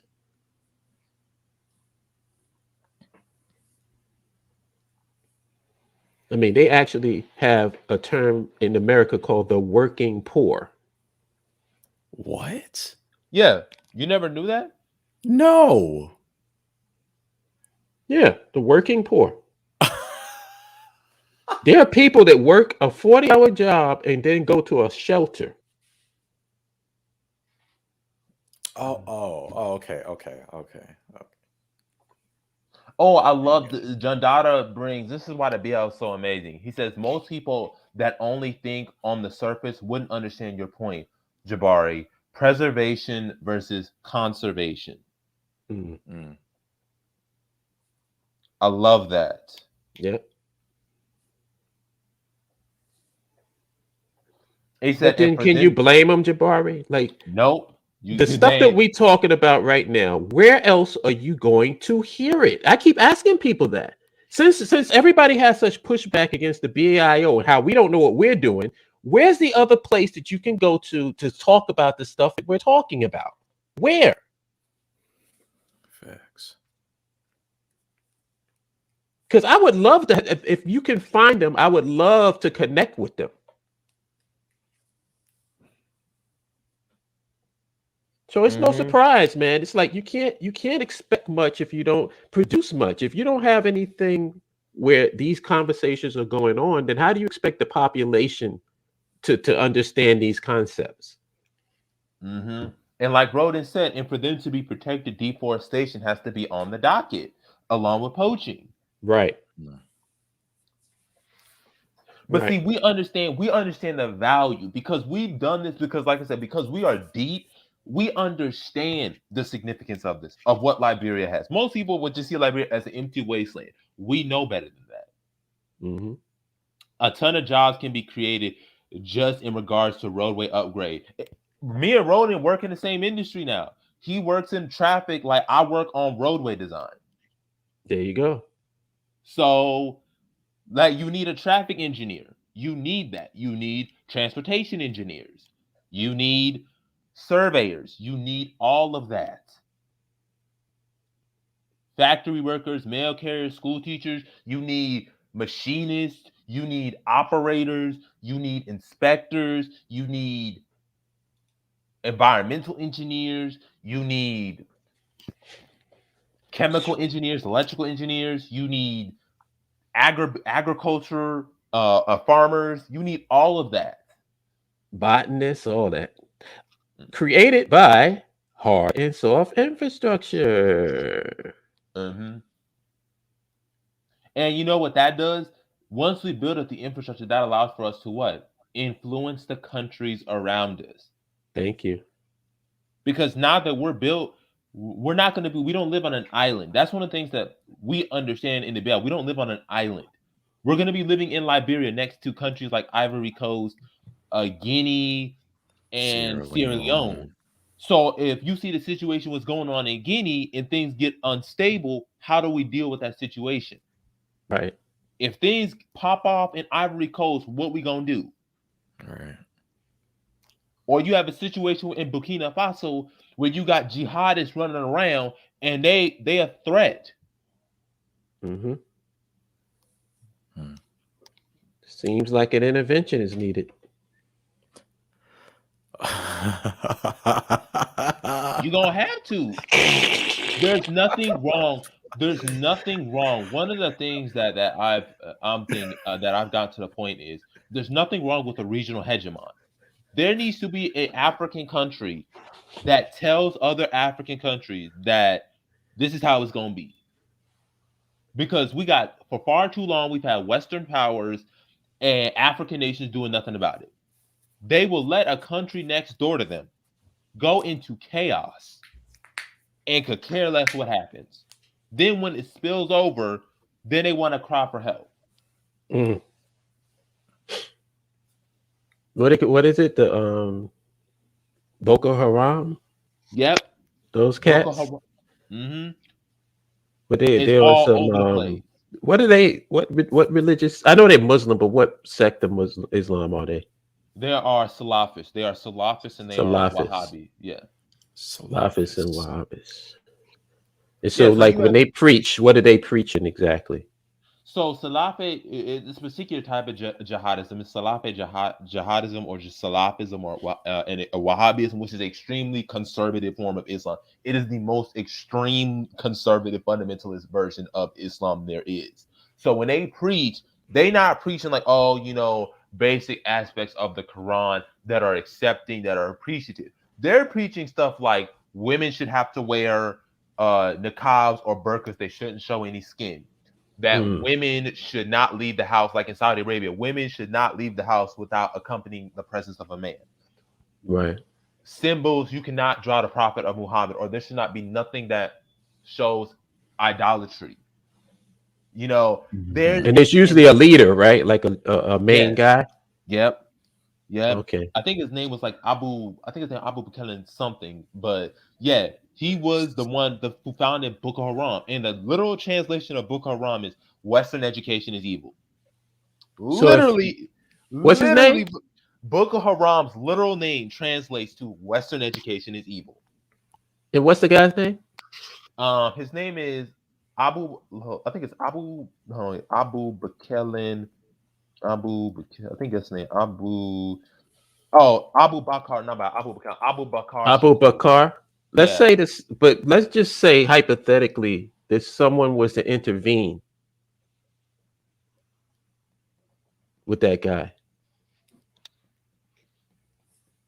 Okay. What do you think? What do you think that would do? If we were allowed to intervene and we were the regional power, we could prevent Boko Haram from gaining a foothold Okay. in the region. Because one of the reasons why you have a situation where Boko Haram is running amok is because, think about it. You got Boko Haram running amok. You have Fulani herdsmen running amok. And Lebanon can tell you this. She can tell you what I'm saying. You have the situation that's going on in the Southeast region. So you have a situation where Nigeria is juggling up all of these issues. Nigeria is one of the highest countries affected by terrorism. And so because the fact that Boko Haram has been able to run around all over the place, they're now in Nigeria, they're in Chad, they're in Niger, they're in all these different countries. So now they're spreading. It's getting worse because nobody's addressing the fundamental issues of Nigeria. Right. And what you're basically saying is that when you have a country, hegemon, a country that is the hegemon of that region, Mhm. they look to you to solve the issues. So Right. there's no disputes. So we know, okay, we know this is going on in Burkina Faso. We know how to handle it. Let's do it. We Right. know this is going on in the It gives Ivory you Coast. the ability to intervene. Yes. See, there you go. And that's all you really need. That's all you really need. So when somebody starts doing something that works against the interests of the region, you just have an intervention. Problem solved. Because people not gonna mess with you. People know Right. you're the hegemon. They're not gonna challenge you. I think Ronan would agree. I love this shit. If Ronan is still in the chat room, Ronan, don't you think that having a nation gives you the ability to have an intervention? Mm-hmm. Just let me know, yes or no. He gonna agree. I mean, think about it. I mean, let's be real. I want everybody to think about this question. So, would you rather have us intervene, or would you rather have the country try to handle it and they can't handle it, and they end up spreading into Liberia? Because what happens when Boko Haram comes into Liberia, or these jihadists come into Liberia? Now what? Now what do we do? Yep, Ronan agrees. I think we all agree that an intervention is definitely needed to get things in order. So, what do we do when Boko Haram or these jihadists come at us? What we gonna do then? What Oh happens? shit! Damn, did something happen? Somebody called the ambulance. Amber lamps. Somebody just call the saying. amber lamps. I'm just saying, what happens when Boko Haram and these jihadists come into the country? What do We do then? intervene. Because we'll be strong enough to intervene. No, I'm talking about when they come into our country. Like they come in through. Oh well, let's hopefully say- we can intervene before that happens. Yeah, I was. We gotta cut that off at the pass. Somebody called the ambulance. But the entire point that Jabari is making is that when you're organized and your infrastructure is strong and you can be a model to the region, you get more power. right? You get more power and you can control things and prevent things from happening. When you see it happening, you can And that gives you leverage. right. That's why I said in a perfect world, the BAIO, I've always looked at the BAIO as a means to an end and not an end, because it's going to transform once we establish Liberia into mainly like an outreach. Outreach to the different countries in Africa, outreach to the different places across the diaspora. I think the function of what it serves will change. And it'll still be a network, but network with a purpose. Mm-hmm. So like Rudy said, I'm not really concerned about names. You know what I mean? Like Mm-hmm. names can change. I don't care about that. What I care about is the thing itself. Mm-hmm.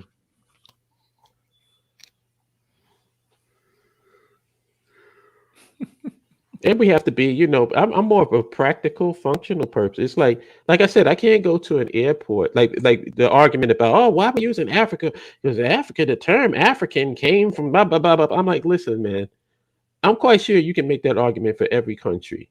The bottom line is when you go to an airport, you got to refer to it as the name is known by. Period. Exactly. You don't get on, if you're in Europe, you don't go say, excuse me, can I get a plane ticket to Turtle Island? And I'm like, what are you fucking talking about? Also, it's like saying what you're saying by the name, and that's one of the point that I was talking about when it comes to with the, and I want to bring that back to the founding of Liberia. People like it was already there. I'm like, well, why didn't Europeans call it that name? Because an example would be, we don't say, I want to take a plane ticket to Constantinople. You don't say Constantinople. You say, hell no. You say, I want a plane ticket to Istanbul, because it's Constantinople is now today Istanbul. It's no Thank longer you. Constantinople. Thank you. And unless you want to give a dissertation every time you go to get a plane ticket, breaking down why, it's like, no, nigga, just give me a ticket so I can go to where I have to go. It's like, yeah, just call it what it is. Could you imagine we're U.S. citizens, so we get a U.S. passport, but we sit up there and argue with the TSA. Well, I'm not really an American. Like, why would you even have that discussion? If you're not really an American, you wouldn't have a passport. Thank you. It's like this intellectual masturbation needs to stop, man. Why is everybody trying to be super intelligent? Can we just do what we're supposed to be doing? Get your goddamn hand out of my pocket. I ain't American. Shit. Yeah. In the meantime, take my passport so I don't get on that long ass line. Well, what are you? Are you American or not? Mm-hmm. Also, if you ain't American, what are you then? Because in order to travel, you got to have a passport. Right. You on some Charles Manson shit. I'm who I need to be when I gotta be. Oh, I like what he says. He says, "What do you guys think of the African Union not intervening into domestic conflicts in African countries?" That's a problem, because what is the AU there for if your goal is not to intervene in African countries? Your goal as the African Union is to try to unite Africa. Your goal is to bring African countries together to make sure African nations are on one accord. And if you're not intervening in these countries or making sure we go by a set core principles of values, it leads to all this instability.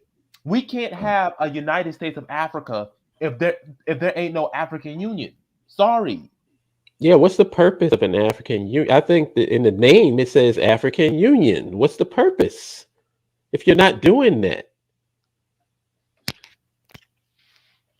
But like I said, when it comes to these career politicians, people set themselves up in these comfy positions so they can have lifelong jobs. And the AU and ECOWAS intervened in Liberia, and that what helped stop the Liberian Civil War. That's the point. If you see this is going on, like what's going on in Sudan, what's going on in Guinea, what's going on, then we need to have an African Union discussion. We need to have all the African countries come together and say, okay, what are some of the demands that you want? What are some of the things that you need? Okay, that's the goal of the AU, is to ensure stability in Africa and to make sure Africa is able to unite politically, economically, socially. That's the purpose. It's integration. That's what its ultimate goal is, African integration and unification. And you can't have that when literally the AU is just like sees an African country in total disarray and is like, I ain't got no business with that. I ain't got no business with that. So you're gonna let that country get destroyed, destabilized, and then that destabilizes other countries, and then we got more of a hot mess. Mm-hmm. He said, I do think that there could be a better name for Liberia, something more indigenous. We can do that later. Later. We can do, like I said, we ain't got no problem doing that. I have no problem. Like, people act like I got a problem with you changing the flag of Liberia or changing the name. I have no problem. I think we should. Matter of fact, like I said in the other video, I don't think English should be the official language of Liberia. I really have a problem with English, but we're going to use English right now for African Americans who come there. Now, once we start going into school, once we start establishing communities and we become integrated into the Liberian society, it's going to change from English to, you need to start speaking Vai now. You need to start speaking Pele.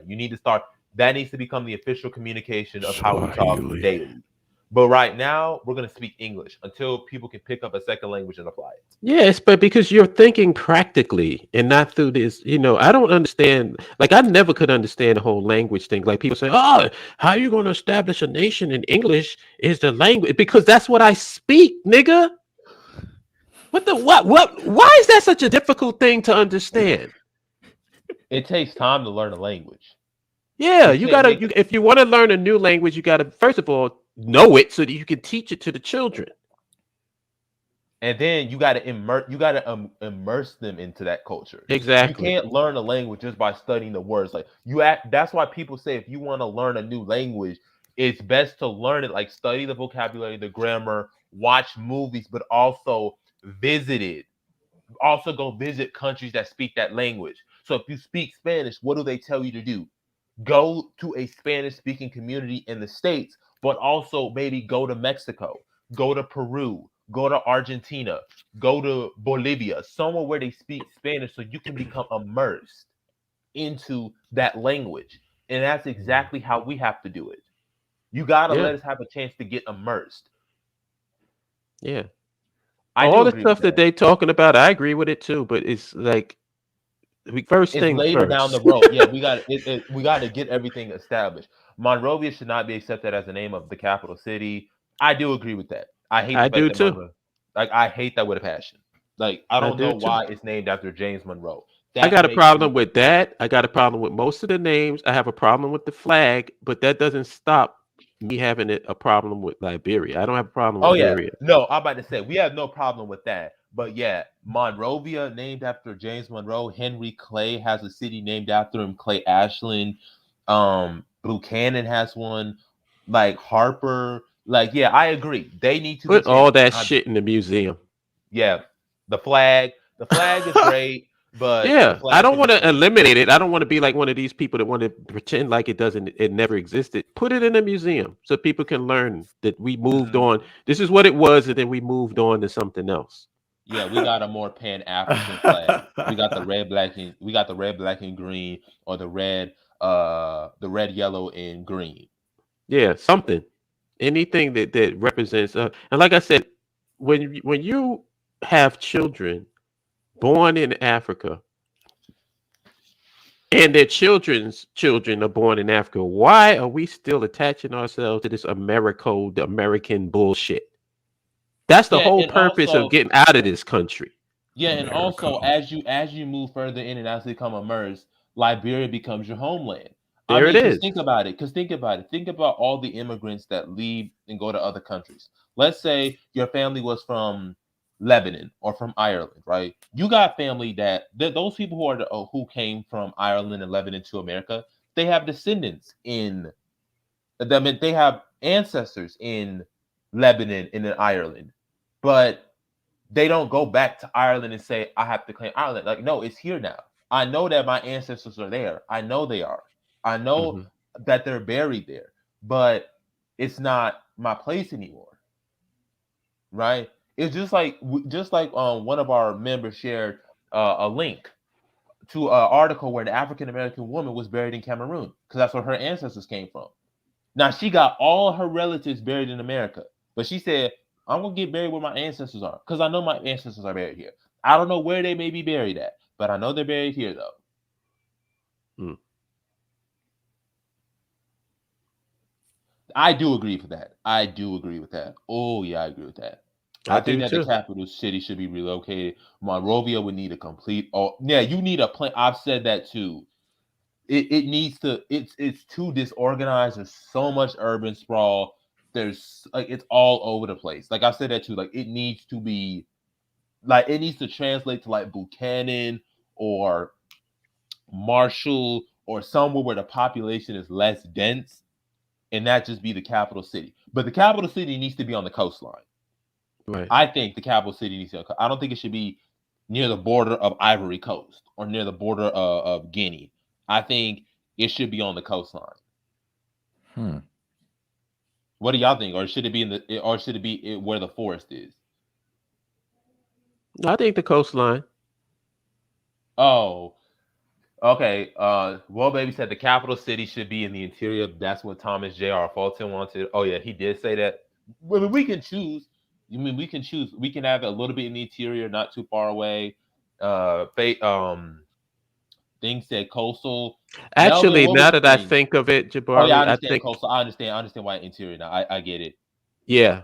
Actually, Naval now that wise. I think about it, interior would be the place where you Yeah, want your capital to be.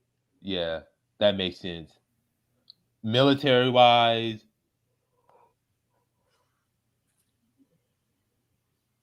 he's Melvin said on the coastline. He said, "I disagree with the change of location of the capital city because it's on the coast. More success would come that way, or Harper still on the coast. But like you said, Yeah, this is a great this thing. is But a this is a great very conversation to me. Like this, if this is what we're talking about, I'm all for it because this is stuff that we can go back and forth all day long. yeah. You know, This is but see, this is what we're talking about. This is what I love when we can then decide that. We can have the people of Liberia vote and say, do you want the capital to still be Monrovia? Do you think it should be in Harper near Ivory Coast? Should it right? be in the center? Should it be in the interior? Or should it be near the Guinea border? Yeah, like it's Oh, that really works a perfectly. conversation. That works perfectly what Facebook user said. He said if the capital city is interior, then the financial capital should be coastal. Example would be the capital of New York is Albany, but the largest city is New York City. Right. That works. Yeah. That works. See, this is why I encourage having people that are qualified be a part of the conversation. When you have our best and our brightest, the people who actually know what the hell they're talking about, they should be in charge of the policy. Oh, now that I think about it, I think and this is a great conversation. But let's also add a component, right? The reason why I say we should have it near the coast is because what we're forgetting is most of the interior of Liberia is forest. Mm-hmm. So if you do go in the interior and build in the interior, that's going to require a lot of deforestation because we're going to have to remove those forests to accompany the millions of African Americans that are coming. Yeah, that's So another unless you point. So if you do want the capital, like Facebook users said, then the capital's gonna have to be just the governmental capital, and it's got to be like a small city. You can't build like a Dallas in the interior of Liberia because you'll destroy the forest. You'll Right. destroy the forests that are there because one of the things that people got to understand, 50% of Liberia is covered in forest. So if we want to build cities in the interior, we're gonna have to slice through all of that forest. And then there are animals that live there that are vital. We're threatening habitat. So we got all of that to deal with, Mhm. which like you Yes. said, it's okay to have the capital city there, but the capital would only have to be for like 50,000 people. And then on the coastline, we would have to run it up. We would have the coastal cities would have to be run up on the scoreboard in terms of population. So Mhm. Monrovia would have 1 million people, and then Buchanan would have to have like 5 million. But see, this is where the Harper, surveying comes in, Jabari. yep. Because if you have all of that information, it makes it easier for your people to sit down and plan out what would be the best infrastructure for that particular piece of territory. Mm-hmm. And that way, even if you don't have to destroy the damn forest. You know what I'm saying? Like you Yeah. can have a proper balance. Yeah, But that's because the that. first thing. You need land Mhm, surveyors. You need people there to know exactly what we're dealing with. What's the mhm. wildlife? What's the the insects and the plant life and all that other stuff? And what type of soil are we dealing with? But I'll You know, take it like what back. Ronan I'll take said. it back. I'll take it back. They just did a I looked it up again. Not 50%, 68% of Liberia's land surface is covered by forest. It's the most forested country in West Africa. Mhm. Liberia is literally a forest country. It's literally just tropical rainforest. Literally. Think about the pygmy hippos and elephants, y'all. Yeah. And Ronan was always talks about like what type of roads and highways you're going to have, what type of materials are you going to use? Because the white, what do you call it? The white concrete Yeah, is it just lasts longer hmm than the and black then asphalt. since we know Liberia and since we know Liberia rains a lot, especially in the summer, that limits how much concrete and asphalt that you can put in because concrete is not good at absorbing rain, and as a result, it's gonna flood a lot if we use concrete in all of these things everywhere. Yeah, and what's your trench system going to look like? All this stuff is design stuff, but you need information in order to answer those questions. Mm-hmm.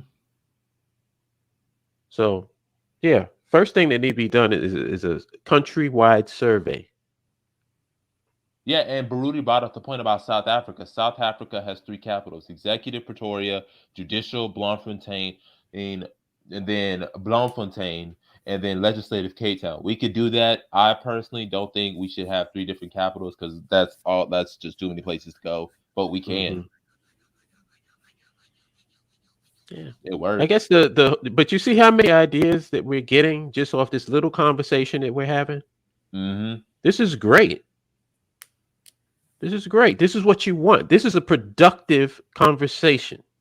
And then when you think about language, and then we can talk about language later on, we can decide which language we find should be the national language. Do you think Vi, which has its own script, be the language because it has its own alphabet, so it'd be like basically like an African writing system everywhere? Same thing with the Bossa Bosque script. We can decide that.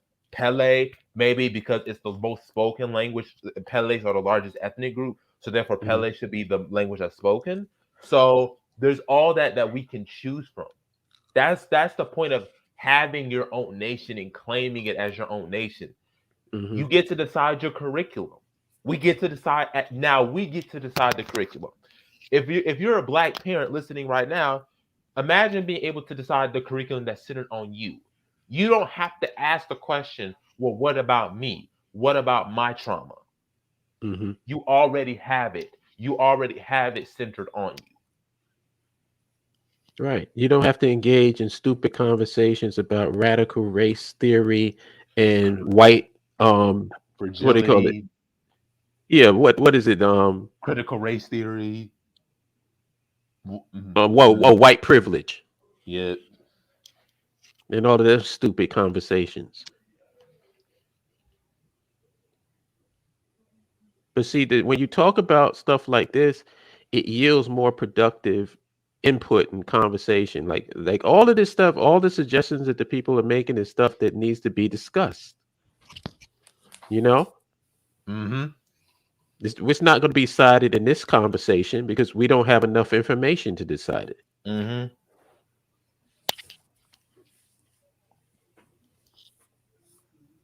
But yeah, I think this was a good This was a great conversation. It was very active. I enjoyed it. Yeah, definitely. Anybody have anything else they want to cover? Because we put in about 2 hours and 17 minutes. Yeah, that was pretty good. I mean, there ain't nothing else to say but the lounge. I mean, that's it. Oh yeah, they do got a couple more. They do have a couple more that came in. So let's read their comments. Whoa, baby. He said thanks. A couple of capitals will require more construction design and infrastructure, and with those, more jobs, commerce, and movement of goods. That is a good thing to consider.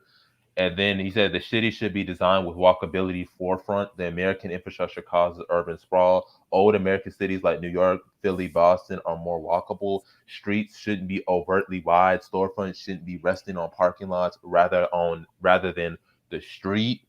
And he says walkable cities is the wave. Yeah. I agree with that. Bike lanes. Yes. Yeah, I do agree with that. That needs to change. I hate that mindset. I'm glad the way you brought that up, Melvin. It says the Liberian curriculum is modeled after that of the U.S. That needs to change, absolutely. If an indigenous kid from the village attends a school in the city and can't speak English, he would be looked at as inferior by his peers. That's disgusting. That's disgusting. Yes, it is. And you know what, Melvin? You ain't going to get no argument from American Blacks. Yeah, this generation you're not going to get. We would love to speak an indigenous language. Exactly. You ain't going to get no pushback from us. I'm saying we want an indigenous language. They should. I've always said that there needs to be the curriculum should be put in all these different languages. You should have a curriculum in Pele, in Vai, in Loma, in Bassa, in Grebo. It needs to be in all of these different languages. There needs to be written material for these students. And it should be mandatory that they speak multiple languages. And we need to make the incentive that speaking indigenous languages is better than speaking English. I see that Dundada said Wherever you place your capital, you have to make it connect to eliminate the need for cars. At minimum, public transportation should be eliminated for everyone to drive. Do you mean you don't mean? Do you mean public transportation should be eliminated or the cars? I think I think Dundana means cars. I think wherever Oh, you okay. see, yeah, I think you have to make a connect to eliminate the need for cars. At Yeah, I minimum, agree with it that. should be yeah.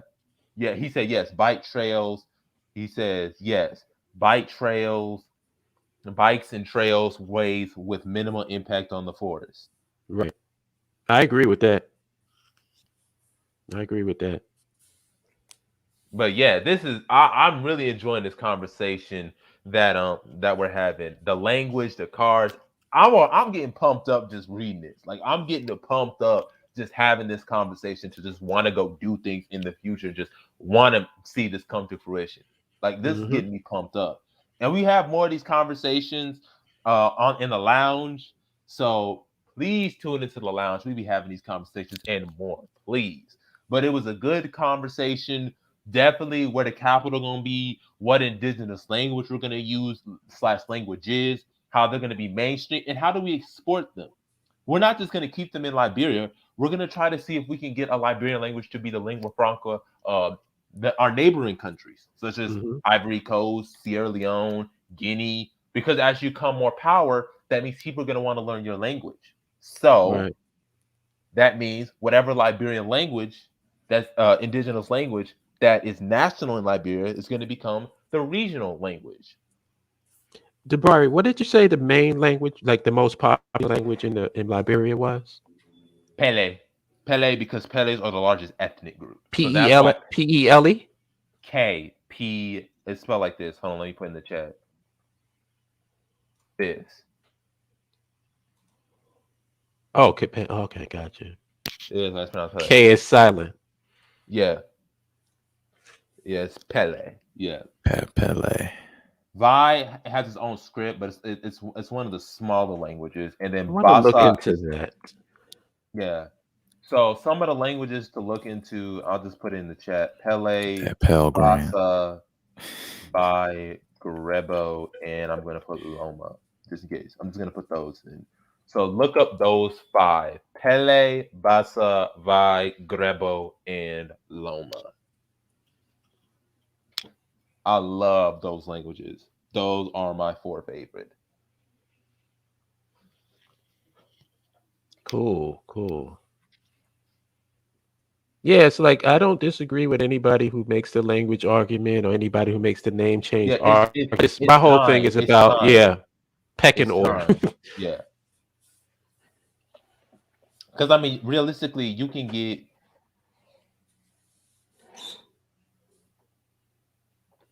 Oh, that is a good question. He says picking a single language would create conflicts. Why not my language? Is it because you are in power? Such questions would be asked. That's a good question.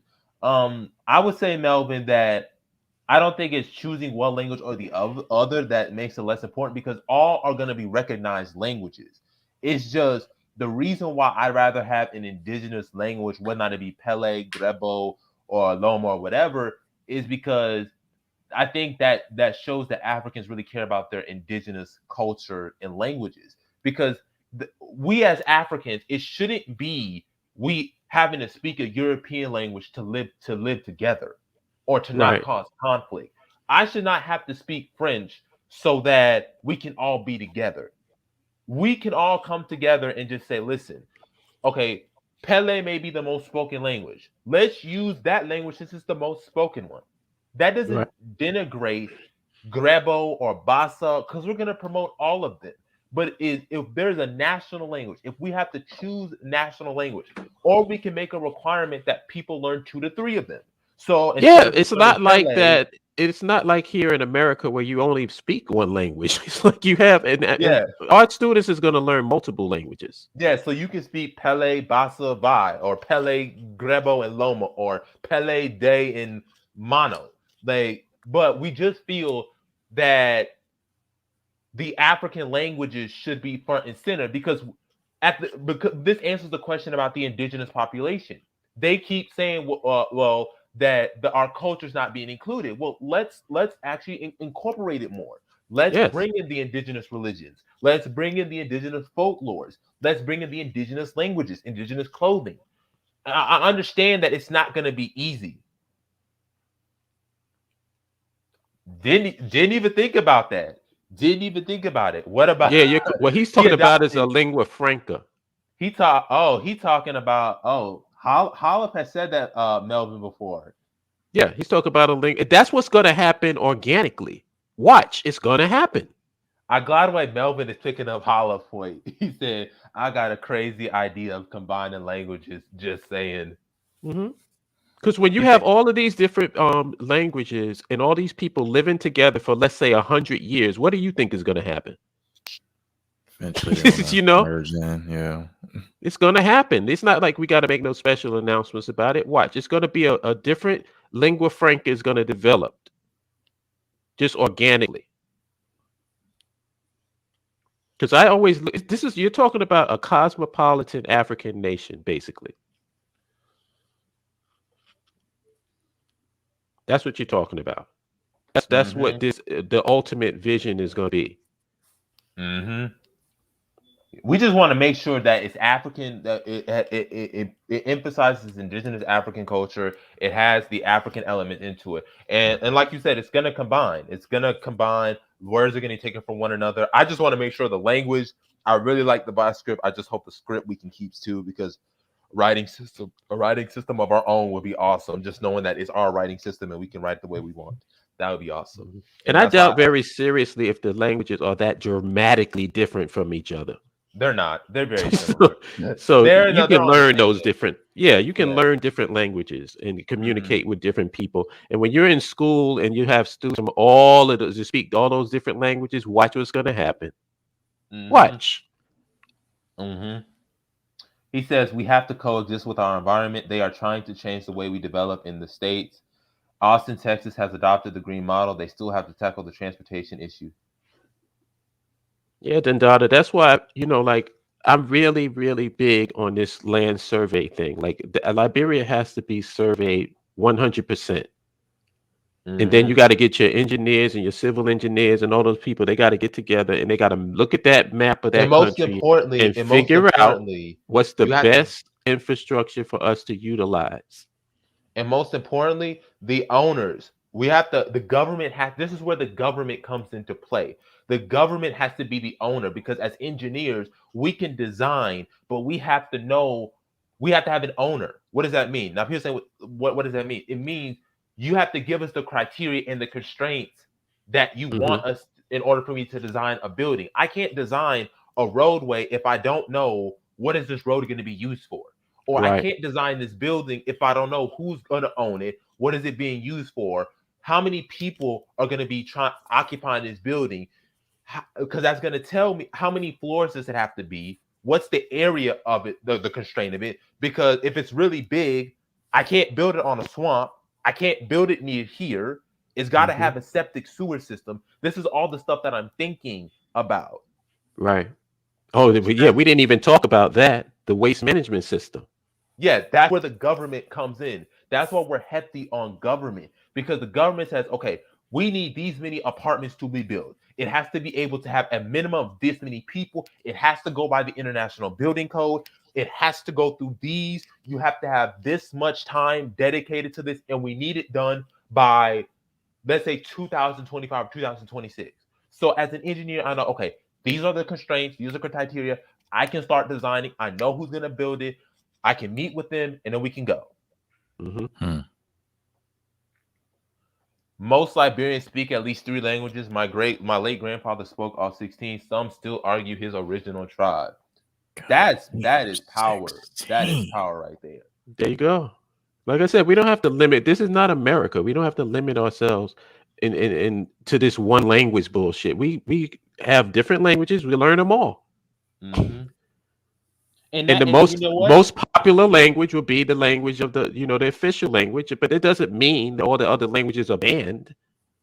And you know what? To add to this point is, that's one of the main reasons why Puerto Rico doesn't want to become a state. Because if Puerto Rico becomes a state, that means Spanish is not going to be their official language anymore. America is going to impose English on them. Right. So as what they happens? should. Right. As they So, should. If you want them to become, a state, then you're going to take over that whole thing. yep. That's the problem with that. Which is why I don't know why Melvin is this mindset in Liberia where there are some Liberians who believe we should be part of America, and people see Liberia as being America's 51st state. I cringe when I hear Oh that. yeah, Melvin, please answer that question for me. I hope that you don't tell me anything that's going to break my heart. Please tell us that there are not Liberians who want us to be a U.S. territory or want us to be super close. Because Liberians will say Liberia is America's stepchild. It's America's child. We are, Uncle Sam is everything. Please tell Mel- me that Uncle Sam is mindset is not everything. there. Please. Melvin, just know this: that me, Holla, I don't give a damn about America. And I don't think I speak for myself. I think there's other people who agree with me. I don't give a damn about America. If people want to show the American connection, I'll go to the museum in Liberia to learn about it. Sick of this shit. Because I remember I read an article in Liberia, and one of them said like they had a place called King Burger. It was modeled after Burger King, and I was like, oh my, Lord! yeah, it Hell is. no. And then So it's not McDonald's; it's Donald Max, right? yeah. And then there was another one. I can't remember what it was, but yeah, they were just like Liberia's nickname. We are the America of Africa. No. We are Little America. I was like, No. oh god. Anybody that's in love with America, why not just go there? Just go to America. There is a Maryland in America. You can go to Maryland. Yeah, Donald there's Maryland County in Liberia. Like I said, there's like Liberia on the coast is so mirrored after America. I mean, it is gonna have to like you saw long-term change of cities because you have Virginia, you have Alabama Camp, you have Maryland County, you have Little Baltimore Street, you have Chocolate City Road, you have New Georgia, you have Louisiana, you have what else? You have Harrisburg. You have Buchanan. Liberian Whopper. I mean, I think once we get our heads straight, that stuff will be taken care of. We can get a commission and come up with a better naming system. Oh yeah, and we'll use the metric system too. We will use the metric system. We are not using the customary system. Yes, thank you. I hate Liberia is one of 3 countries to use. Oh, Melvin, we'll get to Whoa Baby's point. Oh no! Actually, the Oh mindset God, that my heart is breaking. Most Liberians believe they have a connection to the U.S. and believe that anything they believe that everything. Oh in the country. no! Oh God, Melvin, we got to go where Melvin is so I can be around him because I can't do it, Intervene man. that shit, you know. I got to be around your circle, Melvin. That's gonna break my heart. Donald Mack. Yeah, right. That's why. Yeah, I'm about to say I hate the custom. Like, yeah, we should Liberia is one of because we're like he said a small America. Like he said it. He said America is the measuring stick for Liberia. Almost everything is Americanized. Like literally, Liberia uses the US dollars. Liberia uses the US dollar. Liberia uses the US system. It's the one of only 2 countries in the world to use the US customary system. But he says the people are cool with that? Yes, like they're heavily Americanized. You will have Liberians Americanize their names because they want them to sound American. Like they did. I'll never forget this. It's Christopher. Where most people want to move to. No. I want you to look at this. I'll never forget this. It's Christopher, man. It was. Get it right. It says a revealing map of who wants to move to the United States. map of who wants to move to the United States. Who wants to move to the United States? I need y'all to see this. I'm trying to find the map. I'm trying to find it. Trying to find the map. Oh, Okay, that's heartbreaking. so this is it, right? They did a map. It's on Reddit. It's on Reddit. It says a map of who's trying to move to America. I want you to look at this map. It's on. I know it's on Reddit, but I Are you want you to sharing look your at it. screen? Yeah, I'm gonna share my screen. Yeah, it's about to break. Hollip is about to scream when he sees this map. A map of who wants to move to the United States. This is 2013, and it says Liberia and Sierra Leone have the highest percentage of people who want to move to the U.S. with 34% of the population wanting. 34% of the population wanting to move to the Maybe, United you know States. what? And Maybe Sierra this is a Leone good is Open second. opportunity. discussion. Maybe this is a good opportunity. Can we do like an NBA trade where I can trade with somebody over there? If Bids they right really here. interested in coming to America, I'll trade with you. I want you to look at that. Trade me to Team Liberia. He said right there, if a Liberian returns to Liberia from the U.S., he or she is seen as superior to his or her fellows. That is sad. But you know what? Don't worry, Melvin. Don't I worry. would say we'll take care of that. 'Cause Do not that's worry. gotta go. That's going to That's change. gotta go. Yeah, he Trade said it's deadline demand. 2013, so maybe I'm Yeah, going to be maybe. positive. Yeah. Trade deadline don't end Chocolate until City February. Street. No, it was crazy because during the Civil War, they were talking about reports during the Liberian Civil War. People were wearing American flag bandanas, like Oh, Yeah, that's why I totally don't like that flag, man. That flag bothers me. like yeah, it Wow. was real. It was really real. Like they were wearing American flag bandanas during the Liberian like situation. Like Mhm. they were wearing Liberian flags. He said it. Look at what he said. He said, before migrating to the U.S., I believe that America was heaven on earth. Almost all Liberians still believe that to today. Ooh. Well, I'm not worried about it. I mean, I'm not worried about it because I know that's going to change. Yeah.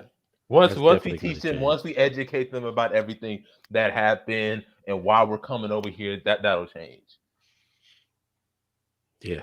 If they need a crash course on America, I'm more than willing to help. Yeah. Any last other comments? I'm done. I'm good. I can't wait to listen to this.